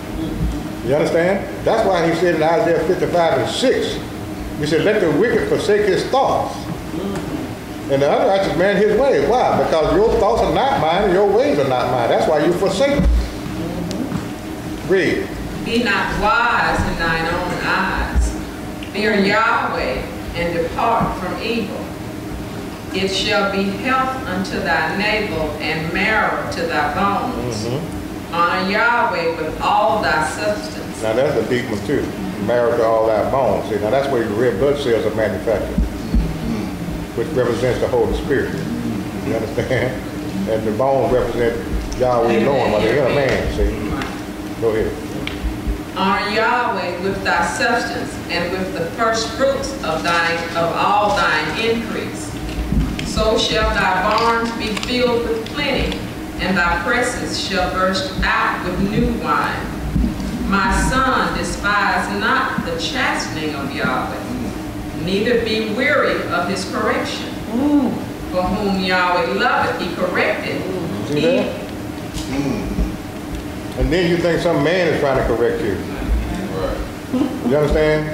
When they tell you the truth. See, that means then that you still got flesh in your eyes. You don't see the Spirit speaking. You think a man trying to correct you. And it's Yahweh that's speaking to you. Go ahead. For whom Yahweh loveth, he corrected. Even as the Father, the Son, in whom he delighteth. Now hold it there. Now Yahweh not correcting no satanic spirit. They cannot be corrected to be righteous. See? So he's not talking to them. And I want to keep harping on that. Yahweh's not talking to no satanic angels. He's not preaching to them. He's preaching to his sons. And when you look in your pattern, the migratory pattern, he said, out of Egypt have I called my sons and the Egyptians. My son. Out of Egypt have I called my son. He wasn't calling no Egyptians or none of the other nations that was surrounding there. He called his son up out of darkness. That's what Egypt represents. That's why it's painted black. It represents ignorance. Call my son out of ignorance. Ignorance is a lack of knowledge. A lack of knowledge of what? Who and what you are, Yahweh and his purpose. That's what the ignorance is, see? Go ahead. Happy is the man that findeth wisdom. See that now? Happy is the man finds wisdom. Wisdom is powerful, as you're going to see here. Read. And the man that getteth understanding. For the merchandise of it is better than the merchandise of silver, and the gain thereof than fine gold. She is more precious than rubies. Oh, right there. She. Why did he call wisdom she? And understanding her. That's his substance. See, Yahweh himself is pure intelligence. That's the crown. See? That's the man. Wisdom, knowledge, and understanding, that's the substance. That's the woman. That's the her. You see? That's the male and female that he's talking about. That's source and substance. Basically what he's saying. All right, go ahead. She is more precious than rubies, and all the things thou canst desire are not to be compared unto her. Length of days is in her right hand, and in her left hand riches and honor. Her ways are ways of pleasantness, and all her paths are peace. See, that we're talking about wisdom now. Now, what is wisdom? It's the application of knowledge. When you know and understand, then you follow wisdom. You do what it says. You follow that. You understand? If I walk over here and stick my hand in that thing and it's got fire, you understand, like a child, he don't know that that's going to burn until he stick his finger in there and he get burnt. Now he got knowledge that that's fire, it burns, it hurts. Now wisdom would tell him not to do that no more. You understand? Now he got knowledge of what's happened to him. So now he can apply the wisdom. Wisdom speaks. Yahweh used, okay, go ahead. She is a tree of life to them. There it is. She is a tree of life. To them that lay hold upon her. That lay hold upon her. Talking about wisdom. The wisdom of Yahweh now. Read. And happy is everyone that retaineth her. That's right. Yahweh by wisdom hath founded the earth. That's why you got to understand and know these things, because it's by his wisdom that this was created. And when you understand the operation and understand the function of it, then that's the wisdom of Yahweh that you're receiving. By what's working and operating in this universe that he created. Because he created it by wisdom. Now when you look at that word founded, found, it's talking about the foundation of this thing, that he laid the foundation for it. And it was a spiritual foundation. It wasn't a physical foundation that this thing was built upon. Go ahead. Yahweh by wisdom hath founded the earth. By understanding hath he established the heavens. By his understanding, the heaven was established. So then when you look at the heavens, it's going to take that same understanding to make you understand what those heavens that he created was about. Because every time you hear that word heaven, your mind automatically reflects to that physical heaven that he created. When you talk about going to heaven, that's the first thing that pops in your mind, is that physical created heaven, which is a representation of the true heaven. That's not the real deal. That's why folks think Yahweh jumping down out the sky. But he's not coming that way. Yahweh is coming into every man's conscience. That's where they're going to see him at, right there themselves. And he's either going to consume you or translate you, one or the other, in that instant. That's what the consumption is. And when you look at that consumption and talk about the fire, when you say a fire, they look at a fire like you cook with. But the fire, Yahweh himself, all he's doing is transforming out of the physical. That's the consumption. Going back to spirit, that's the consumption. Everything's consuming. You see? Go ahead. By his knowledge, the depths are broken up, and the clouds drop down the dew. My son, let not them depart from thine eyes. Keep sound wisdom and discretion. So shall they be life unto thy soul and grace to thy neck. That's why you got to have that in there. You know, that's that double portion that we're talking about. I didn't get a chance to finish that. That double portion. So you already have a portion of the Spirit. Meaning this, Yahweh is already in you. Now when you receive the truth of the matter, that's a double portion of what you already have. That's what connects you to him in you, to let you know that you are one with him. Is that knowledge that he has given you of himself. That's how you'll become one with him. Go ahead. Then shalt thou walk in thy way safely, and thy foot shall not stumble. Right, because you're not worried about nothing. We're not worried about dying and death. That's done and over with now. See, Paul was like this in Hebrew. He said, all our lifetime, through the fear of death, you understand, we was in bondage because we were scared to die. We didn't know what was beyond this system creation. But when you understand and have accepted, this is the problem. They heard and believed what they heard, but they hadn't truly accepted it. It hadn't become real in them because they're still scared to die. You see? Now, when you accept the fact that Yahweh sent the Messiah in to die, so you don't have to, see, he died for you. And it said like this, in that the Messiah died for all, then we're all dead. So as he resurrected, then if you believe it, then you resurrect right along with him. So you don't fear death. You see, it's just as natural as being born. You got to take that body out just like you put it on. It's just that natural. But the difference is to come out with an understanding or not an understanding. Now, Paul wrote again in the 2 Corinthians 5th chapter, and he talked about us putting on that body. But now we don't want to be found naked. In other words, you don't want to come out here without an understanding, because then you consume.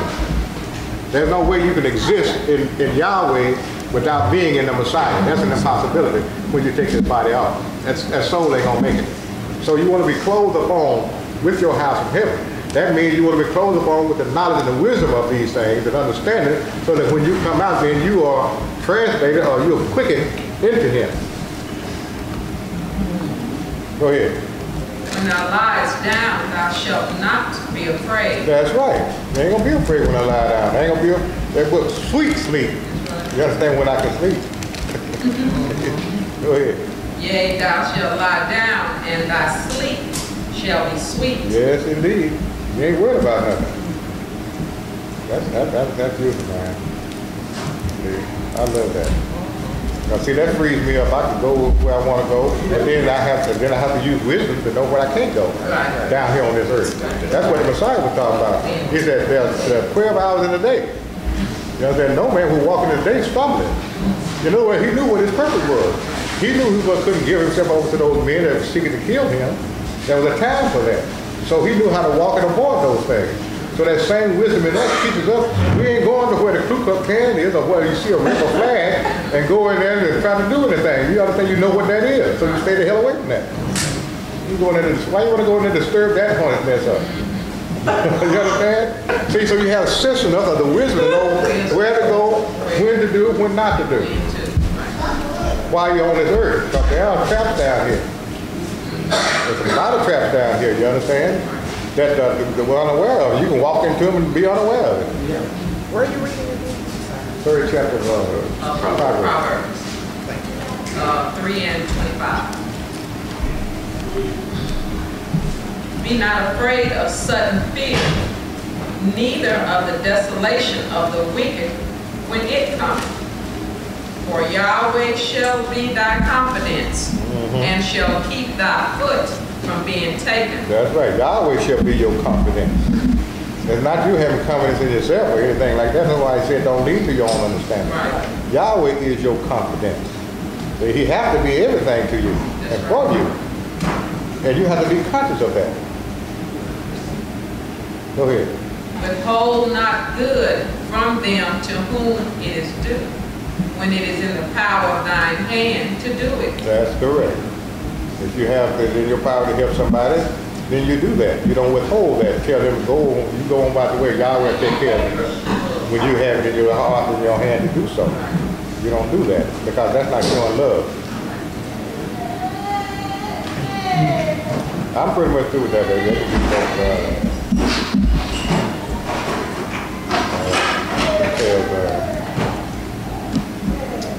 We can only do so much. These bodies just ain't gonna take too much. Yeah. I was gonna ask you, been sitting there for a minute, you know. Yeah. Sink into the couch. Come along with the couch. Get up and stretch your legs. Yeah. We don't take so much. The way it's designed though. Yahweh showed me a long time ago. He was to give it all like that. His body would be destroyed. He couldn't handle it. He wouldn't be able to hold it.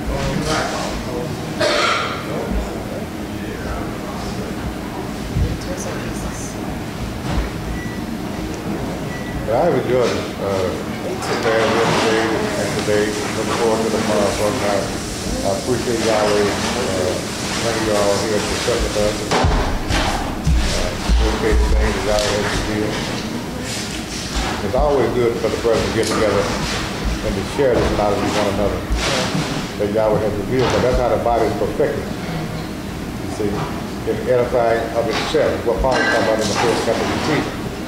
Every joint supply. So we are the joints and the marrow that's coming together and putting these things that Yahweh has given to us, making that perfect man. See, we are that. Take these bodies out of the way. We're talking about spirit. We are that, and we come together as one in the spirit, you see, and experience the things that Yahweh has given us, putting us to learn and understand about Him, and we're going into that perfect understanding. And that's what it's about.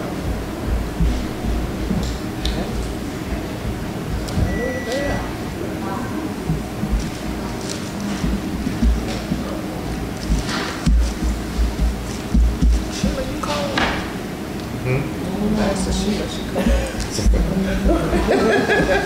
Here's your bag. What was that transcript? What was that? 23 days and the millennium. 2,300 days in the millennium. Okay. Now that's the one talking about Satan right there, that he said that he was going to use him again. I wonder if I can get a copy of that. Yeah, I'll bring you a copy. I'll get a good copy. These transcripts are good to have. I just started reading them about a year ago. And I'm glad that it was like that, because when I did start reading, it just confirmed what Yahweh had already showed me, that it was the same thing that he had spoken. Just give my heart glad to know that he was in me and I was on the right track.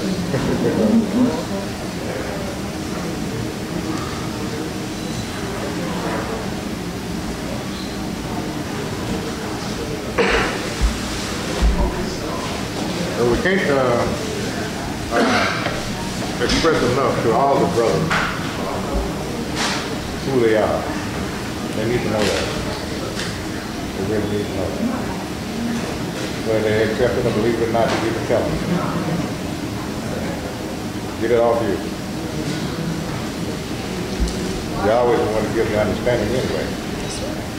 And it's for them, he'll make them understand it. And they will receive it. But if not, that's then you knock that off. You don't like to do it. You've done your job.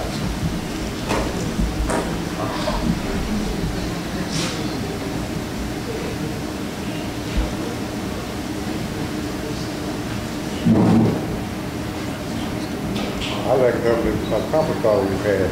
How many we got now? It's like 90. About 80, 90? It's 90. Yeah. This is good information on those conference calls. Dr. Allen put a lot of good stuff out there that I didn't know. Remember to that tabernacle, because I had a problem understanding how, or what the time frame was from the time they built that tabernacle. I just couldn't get no 9 months in there. From where I was starting. So what he made me understand was that time started at the time that Yahweh revealed that in Moses. That's where you start counting the time. You see, for example, when a woman gets pregnant, they have to go back and count that time from the time that she, you understand? So then that's when your 40 weeks start. So that's when the 40 days started. That's the time that Moses received that vision of the tabernacle. That's when time began. As far as construction was concerned, it began at the time that he got the vision. Same thing with Israel, that sojourn. It began at the time that Abraham received the promise. Because see, when you take the 1995 when he was born, and the 1490 when they got that Mount Sinai in the wilderness, subtract that, you get 505. Now when you take 75 from that, which is when he got the promise, you get 430 years. That was the whole sojourn of Israel from the time Abraham got that promise. So they got to Mount Sinai, that was 430 years. You need forward when you write on the book? Now that's what I didn't know, yes. And that's what Yahweh showed me through Dr. Allen. You want to get the whiteboard and show the whiteboard? I can bring a whiteboard over here and put it like that. Let me get it.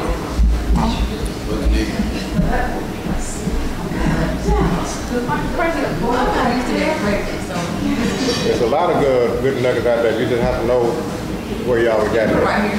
Right here. Know where it's at. Right here. That's why I told Dr. Welch the thing that he had said on one of the conference calls that had been revealed to me. So when he spoke it, then that showed me. I go, okay, that's it. That's right. And immediately when he said it, I knew that was it. Right. You know what I mean? So all these vessels that he got set up, he has put his spirit in and given them a knowledge and understanding. Those are the trees with the fruits on them. Those are the trees. See, we are able to take up the fruits of those trees that Yahweh had planted in them and then grow thereby. See? Now, you can't eat of every tree. Just like I told Adam, if you're not a good you, don't touch that. Now, some you just can't touch. So that means you got to know the fruits that's on those trees. And you know a tree by what? Its fruit. So then if they're not speaking the truth, then you know what kind of tree that is. You don't touch that. So 1995. 1995 Abraham was that's the year Abraham was born. 1995. 1995. Abraham. Birth of Abraham. And 1490 is when Israel got to Mount Sinai. Abraham first. Okay. And right there. 1490, before Yahshua's birth, is when they came up out of Egypt. When the children of Israel came up out of Egypt. Because you have to understand the time was going down because Adam was a degenerator. So before the Messiah actually was born in year 0, time was decreasing. Right. And so the year 1490 is when the children of Israel came up out of Egypt. So you subtract that from 1995. is 505. So it was 505 years from Abraham's birth to the time that Israel got to Mount Sinai. Right. Now you subtract 75 from that. At the age of 75 when he received the promise. 75, which Abraham received the promise at the age of 75. And you get 430 years. That was the whole sojourn of Israel from the promise all the way to Mount Sinai. Right. The 430 years. Yeah, we can do promise. I don't understand 1995 that Abraham was born. That's the year he was born. Just like you were born in 19... The time was decreasing. I was born in 1979.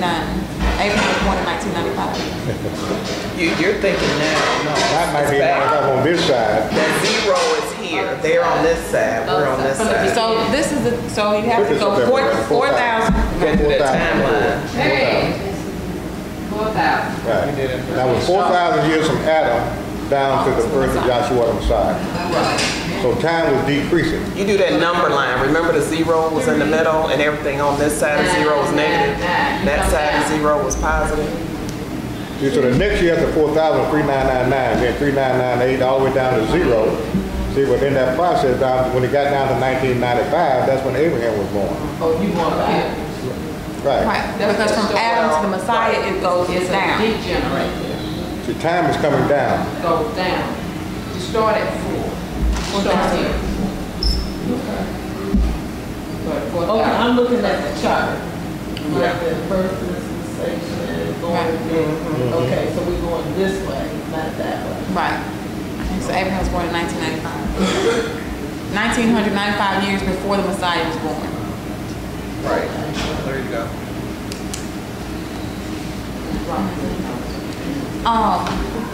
2520. Can I get that explained, please? Mr. Welsh, yeah? Thank you. Because that was a question on the conference call. Do you want the 2520 in terms of the dating? Oh, no. You asked. I don't know it. I don't know what I want. I don't know what it is. I want all the call and everything you got on. Come on here, get your flag all right there. Come on here, big book. So she was asking about the 2520, the divine number. Basically, 2520 is 7 years of 360 days each.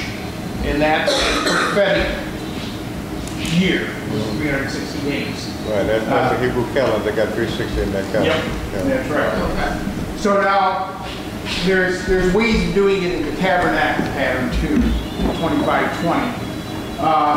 But to work with just the number and then show it on the timeline. From, well, let me do it this way. He was using 1490 BBY, right? Okay. All right. Now, if you count backwards from there to Adam, move back and make this pretty much easier. Like he was saying, 4,000 years from Adam on down to Joshua the Messiah. 1,490 years is the Exodus. Okay? The difference is the 2510. Okay? Now, the difference here is 10 years from the 2520, right? Okay? And really, and I'm going to cheat on this a little bit just to make it simple, okay?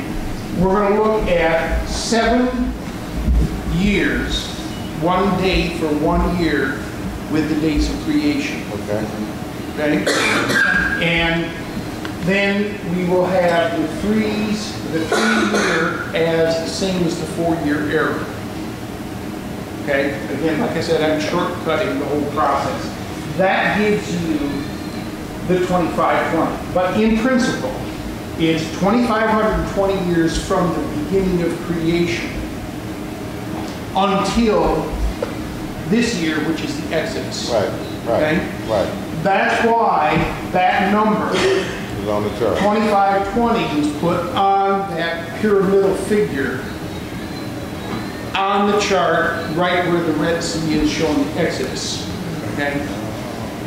And that's showing in a complete round trip. Yahweh coming on down and then bringing them on back. And that's where I was talking about, it's in the tabernacle.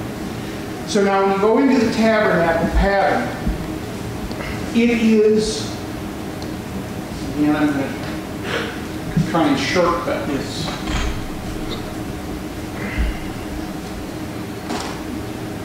It's 100 feet from the gate to the second veil. How many inches in a foot? Correct. So that's 1,200 inches to the second veil. Okay? And how long is the most holy place? It's 15 feet. 15 by 15. Okay? Right. And the ark is placed square in the center of that. Okay? And the priest would go in 1/3 of that 15 feet to be right in front of the ark. So that's 5 feet. Make sense? Okay? All right. That makes 5 feet is 60 inches. Right? 5 times 12 is 60. Okay. You add that up, that's 1,260 inches. That's going one direction. Coming back the other direction, you go exactly the same distance. 25, 20. So that's 2 times 1260, which is 2,520. Okay? So that's, again, that same number in the tabernacle, showing a round trip. Okay? And that's what the Exodus was Yahweh bringing him back to himself, showing a round trip, because he told Abraham back there when he was 75 years old, showing that his children would have to, Abraham's children would have, or seed would have to go down into bondage, but then in the 4th generation, Yahweh would bring them back to show them the principle of the round trip. Right. Okay? So that's where that 25-20 comes in. Right. So that's the operation of it by the pattern. When you get in that pattern like that, all those dimensions in those patterns Yahweh used in determining and creating everything by those dimensions. He used it on a scale like he was talking about there with the 7 days and then the 3. See, and only he can make you understand these things because he's the mathematician. He's the master mathematician. See, so everything was created by that pattern, the universe and all of it. So those dimensions, as I'm getting to, was in that pattern, and that's how he used it. Now we're talking about 4,000 years from Adam down to right. We're gonna get those 25-20. Yeah, I don't get that one. You're going to have to do the first part again. Because it went over me. Even the measurement of the ark, same thing, same measurement. Even the measurement even of the man I'm cool on the measurement part. is the same thing. But I think I heard you say that was the round trip from the creation all the way, it was 25-20 from the creation all the way back into what now? From the beginning of creation until the Exodus. Okay. The Exodus is where Yahweh's bringing them back up out of Egypt. And bringing them back up out of Egypt was what he told Abraham he would do, that his seed would go down into bondage, and then in the 4th generation he would bring them back. So it's showing the principle of the round trip, of coming on back. So it's 4,000 minus 1,490 basically. Yeah. Gotcha. Okay, I got it. I'm sorry. What was the 60? I got the 15 So, and the 5, but what? No, 60 is where the high priest stood before the ark. A third of the... All right, which is 1/3 of the 15 feet. Got it. Okay. And then you can convert Because that it's into 15 inches. by 15. Right, that's it. That's the most holy place. Yeah, holy place was 15 across, 15 wide, but it was 30 long. So the two together, most holy place and holy place, were 45 feet long by 15. Yeah, you get into all the numbers, and it's really, really pretty. I mean, the way Yahweh has done this.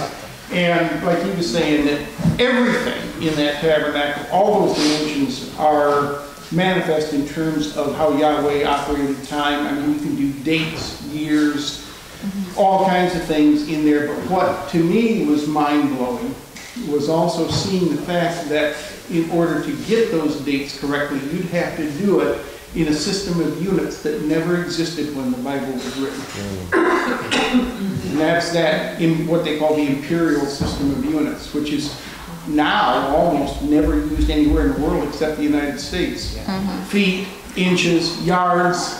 Everybody else uses meters, right? And metrics, you know. And back then they used cubits, you know, so forth. This system of units that we have, that we use, we're accustomed to in the United States, that's the only system that you can use to actually nail down all those dates and years and so forth. You can do it with some of the other units, but you can't do it the same way. And the reason this was cool is because the imperial system of units was based on the dimensions of the body of the king. It's a these are measurements of the body of the king. And of course, in reality, it's a measurements of the body of Yahshua. I mean, it's what it symbolizes. Yeah. So, but I mean, when you get into the tabernacle, all these things are pretty cool. Even the measurement of the men back then, that was giant men. Yes. Adam was about 15 feet tall, which relates to that the length of that tabernacle being 150 feet, I believe it was. Yeah, that's right. And as Yahweh decreased the measurement of the man in his physical existence, then he increased it in his spiritual existence. Right. So you had the decrease of the physical and an increase of the spiritual. And so men that was big back then began to come on down from 15 on down to about, what, 6 average, 6 feet, something like that. But that's how the thing was going. Everything had to be on, right, everything had to be on the decrease, including the dinosaurs. Right. So you had to get rid of them too. But I had heard that the man and animals decreased because they were getting further and further away from understanding of Yahweh. Is that? I don't know about this brother from that. From their understanding. They were already cut off. Well, there's also they can go anywhere. Yeah, they were already cut off. When they come out of the garden, Cain killed the neighbor. It was on already. I mean, for the man's evilness, that was already there. But then plus two, when Yahweh told Adam to be fruitful and multiply, he also said the same thing for the trees and all those things, make after your own kind of thing. When they began to multiply like that, there was no need for them to live as long as they were living then, because now if they keep on living 900 years like they were doing, it won't be no room anymore. So the time of them living, their existence had to be cut down, their size had to be cut down, because you have no room. If they continue to multiply and they that big, you wouldn't have any room left. Right, and he fixed it so you can't sleep with your sister and brother no more. Like he did back then. Right. You see, he had to bring it into that. Yeah. Yeah. Since we're doing measurements and things like that, you want to ask your question real quick? Oh. I know you missed the measurement part. Oh, about that years?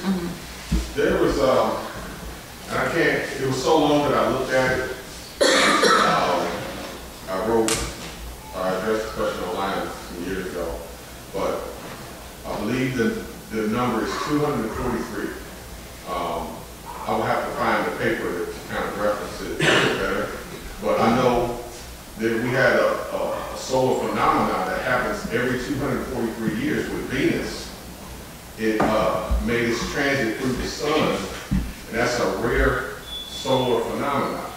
And I found that number 243 in the transcript a couple of times, because Dr. Kinley referenced it, that it was 243 years prior to, between a couple of people's deaths, that I don't want to misstate it, but let me find it so I can reference it. I can find it. But I thought it was super interesting because it's too many coincidences. Just coincide.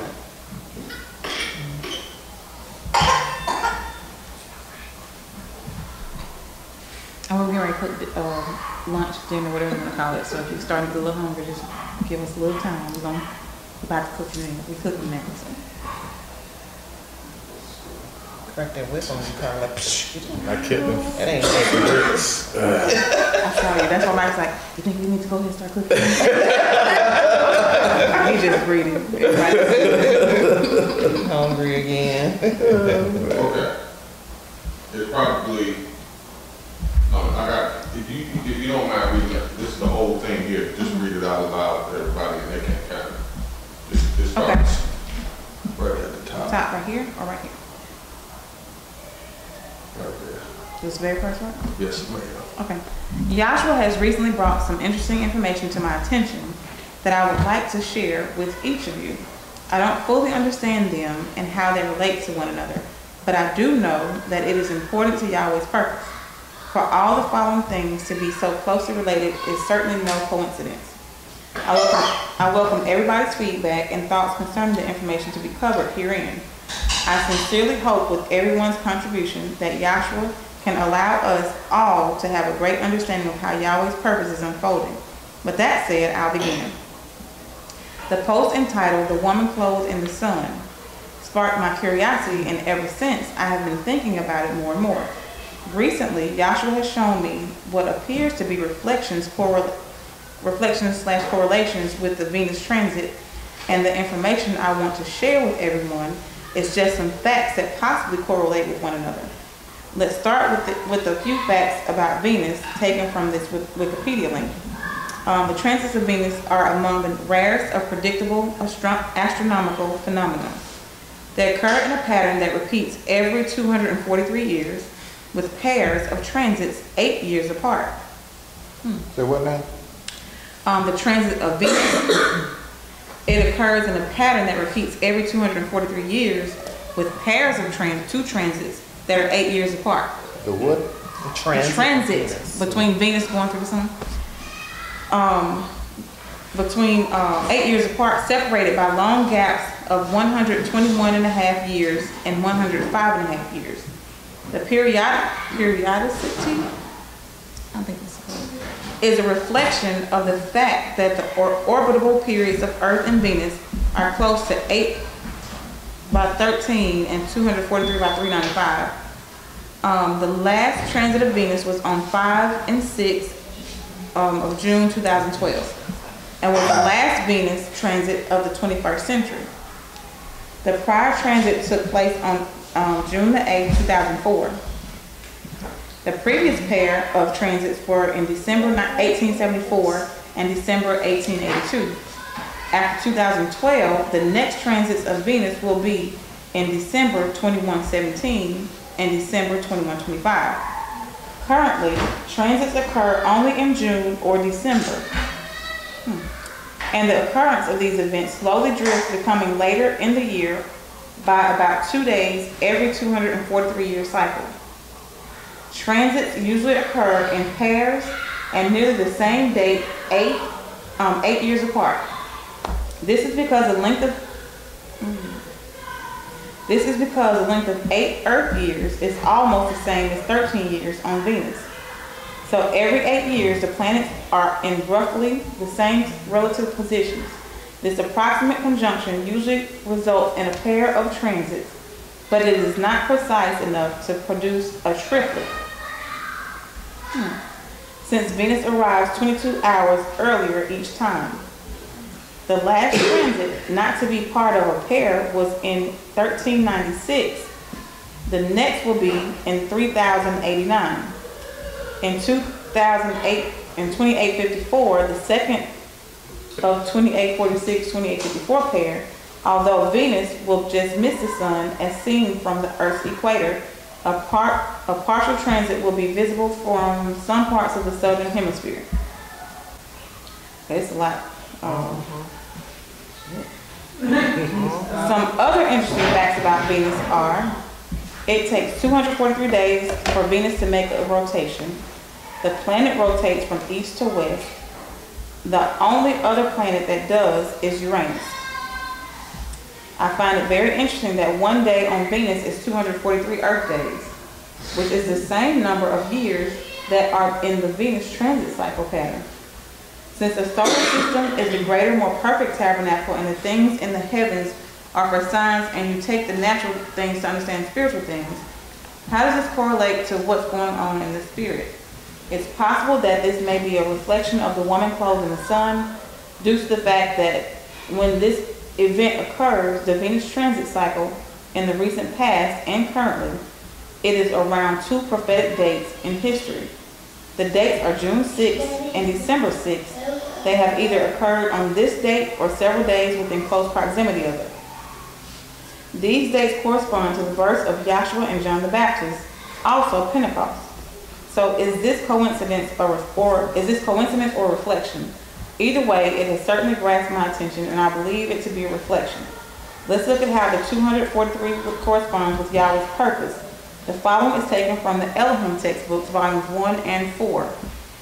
From the Elohim book, page 9, volume 1, paragraph 2, it says, from the partial genealogy calculation on the preceding page, we can readily see and understand that Methuselah was born in 687 AM and lived 243 years before the translation of Enoch. 350 years of Noah's life before the flood, and also 98 years of Shem's life before the flood. In page 98, volume 1, it says, the comparison of the sacred and civil calendar. The Jewish year contains 354 days, or 12 of the nations of the moon. But in a cycle of 19 years, in intercalary month is 7 times introduced to render the average length of the year nearly correct. Hence, this accounts for a difference of 243 years between the civil AM year of the world and the sacred year, or 5,973 AM minus 5,730 AM, sacred year, as I don't know what that means. I can't even read that right. I'm sorry. Next one. So that's using the Jewish calendar to show the time, the 6,000 years through that, then as opposed to the Gregorian calendar. And it's showing you subtract that from what the time is now. You see how much time you got left, basically what he's talking about in that instance. It also says, page 20, volume 4, paragraph 3, Noah was the grandson of Methuselah, who had lived 243 years after Adam's life and died at the age of 969 years, or in 1656 AM. Another part says 70 weeks or 490 years is a prophetic time for the appearance of the Messiah, and the fulfillment of this prophetic period, reaching from the decree from Artaxerxes in BY 457 to AD 33 and a half, which was Pentecost. The scriptures places the birth of the Messiah within this period. The Jewish calendar has an AM figure of 5730 or 243 years difference to the Gregorian calendar, which is AM 5973. In using the Jewish calendar, the Messiah must appear within this 490-year cycle, or 490-year prophetic period, or 243 years later. This is way too much to read. Sorry. It's okay. I don't even know why you want to read all this. I guess the question I had at that time, I can't remember the question, but I just noticed so many, that number 243 popping up, and then this rare phenomenon that occurs, you know, with the Venus traveling right through the sun, and this is the last one that we're going to see. So it just kind of, you know, threw up some red flags for me. Kind of look it up and see what, you know, I don't know exactly what it means. I don't know, but I know that there's so many similarities and parallels there with the dates happening on Yahshua's birthday and John the Baptist's birthday. Now that's no coincidence. But I just figured, you know, that may be a good question to ask to see if anybody's looked into it, or maybe Yahweh's, you know, could reveal something to you to kind of let me know, hey, what is this all kind of pointing to? I know there's a pamphlet called The Universe by the Pattern. You know, that white one, you might want to look in there because it does talk about Venus, so it may be some tidbits in there. I wish I had brought it with me. I have 1,000 of those. Yeah. Universe by the pressure. Yes, yeah, where he goes into that. But I had never heard of this before. That's too much for my brain. What about you, Terry? Too much for mine. Ever heard of 43, I'm not familiar with it. Okay. Yeah. Right. That's right. Yeah, it's out there now. He'll reveal it. Yeah, it does occur that the 243, if you add up the numerals, you get 9, which is one of the keys as to all the numerals in the tabernacle. So, but significance. You started looking at this one. You started looking at this and,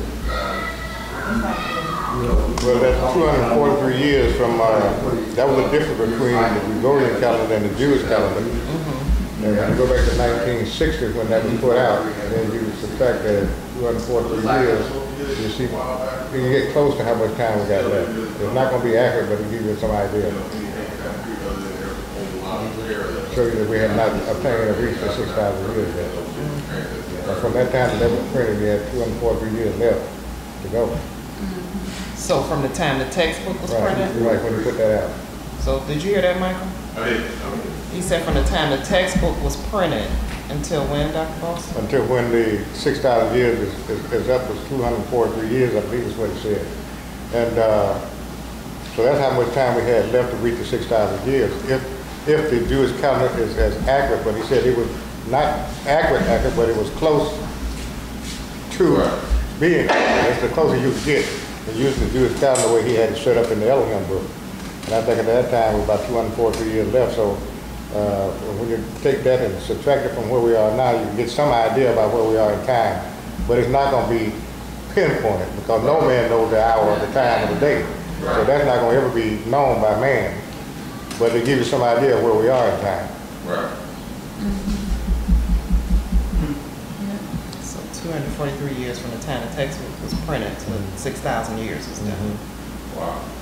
Now that's interesting. He said it was from the time the textbooks were printed, it was what, 200? Right, when you put that information in there and did the math and subtracting with 243 years difference between the Jewish calendar and the Gregorian calendar, as far as reaching the 6,000 years, that was the difference between them. Now he did say that the Jewish calendar, I think they added, I don't know, 13 or extra month now or something to try to make it as accurate as possible, but it was not to that point of accurate, but it was close. That's what he said. And so, in other words, he gives you some idea of where we are in time. Right. Because he knew all this stuff was going to come up with the calendars and folks going to think we in 2000 this and 2000 that, and that wasn't the case. Right. Would the extra 13th month be him putting Levi back in there? Right, that's what they added to try to bring it up to. I'm saying, but would that be putting Levi back in there? Because you have the 12 tribes. Right. That's not including Levi. Right. Would that be putting Levi back in there and have all of them in that one thing? Okay, you gotta explain what you're saying. So you know, it's 12 tribes of Israel. Right. Levi is not one of those tribes. And so that would be the 13th tribe. So with the Jews adding a 13th month into the, you know, the whatever I was asking, was that include Levi in the 12? Right, in other words, all going to be priests. Right. Including Levi and all the rest of them going to be priests and kings in Yahweh's purpose there. So that 13 month would represent that. It was 12 sons, but it's 13 tribes in reality, but 12 are counted as in.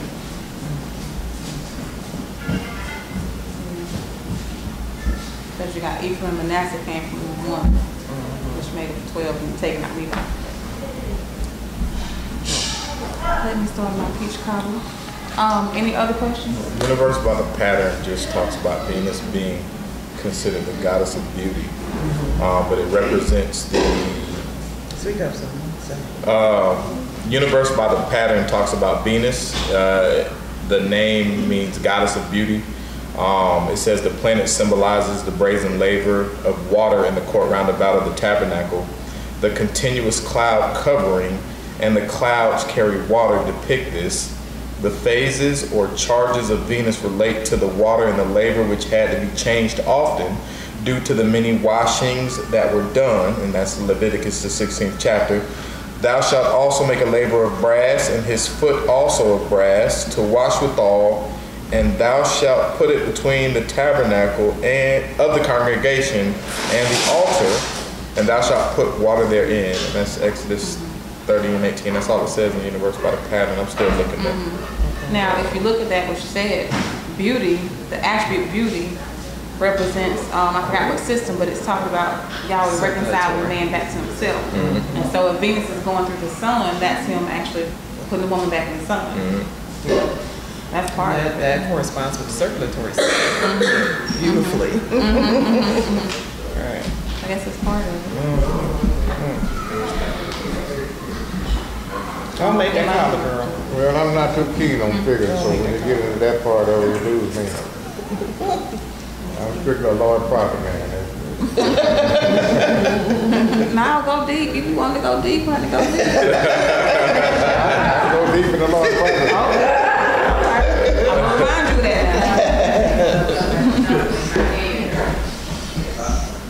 Y'all can finish up. I'm gonna go ahead and start cooking.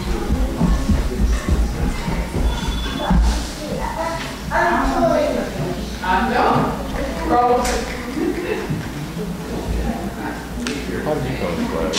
And where did you come to class? Oh my goodness. Where did I start? I'm from Maryland. I moved to Atlanta. Decided, well, I went on vacation with my grandparents in Atlanta. And I said, I'm gonna live here. Went back home, not going back to school. My parents had a fit. I started working. So I did enough money to move. My parents started taking them home. Oh, what's this? You know, I'm bored. So my sister called. She said, I'm being transferred to Atlanta. I said, get my ticket out of here. Because I'm from Meridian. Got to Atlanta and went and just about everything Dr. Kinley said that you'll go to. You go to the doctor and say something's wrong. I went to the doctor, something's wrong. Can't figure out what's going on, you know, I need to know the truth. I need the truth. So, I was sitting in this, well, I worked for public transit. So I started walking around and listening to her Bible because I wanted somebody. I was like, Atlanta is big enough that somebody's got to know what's going on. Somebody's got to know.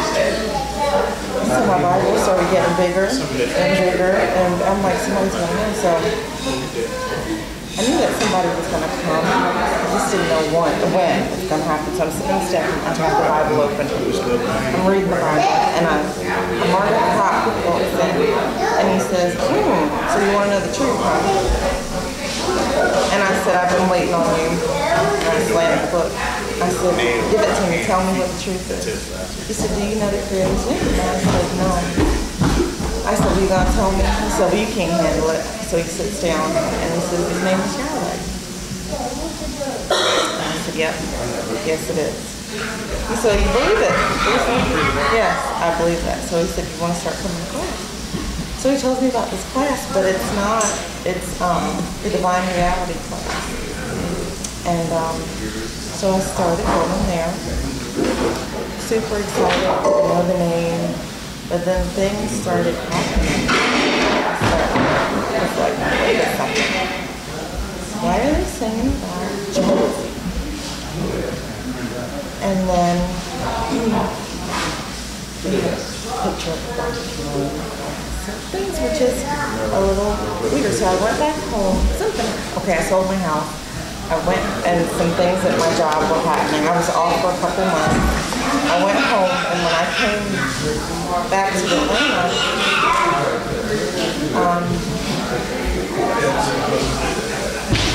one of the guys at my job said, well, there's another class. And I said, really? He said, there's two of them. He's like, really? I said, well, let me go to this class just to make sure that I'm going the right thing.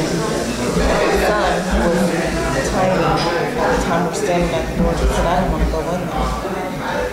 Right? He said, I don't want to go in there. I said, I don't want to go in there either. It looks like that's where we're going.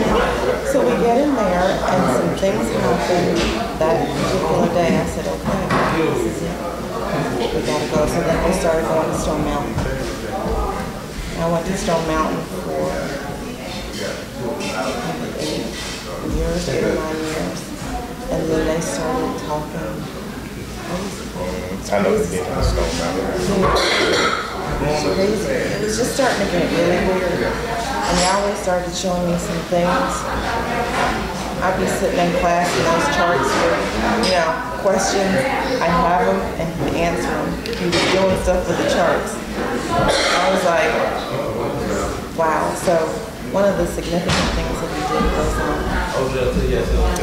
the chart where there's Yahweh and the satanic spirit. He opened that up. The guy was on the floor. He's talking. He's trying to get my, and he's trying, but I'm looking at this chart because it is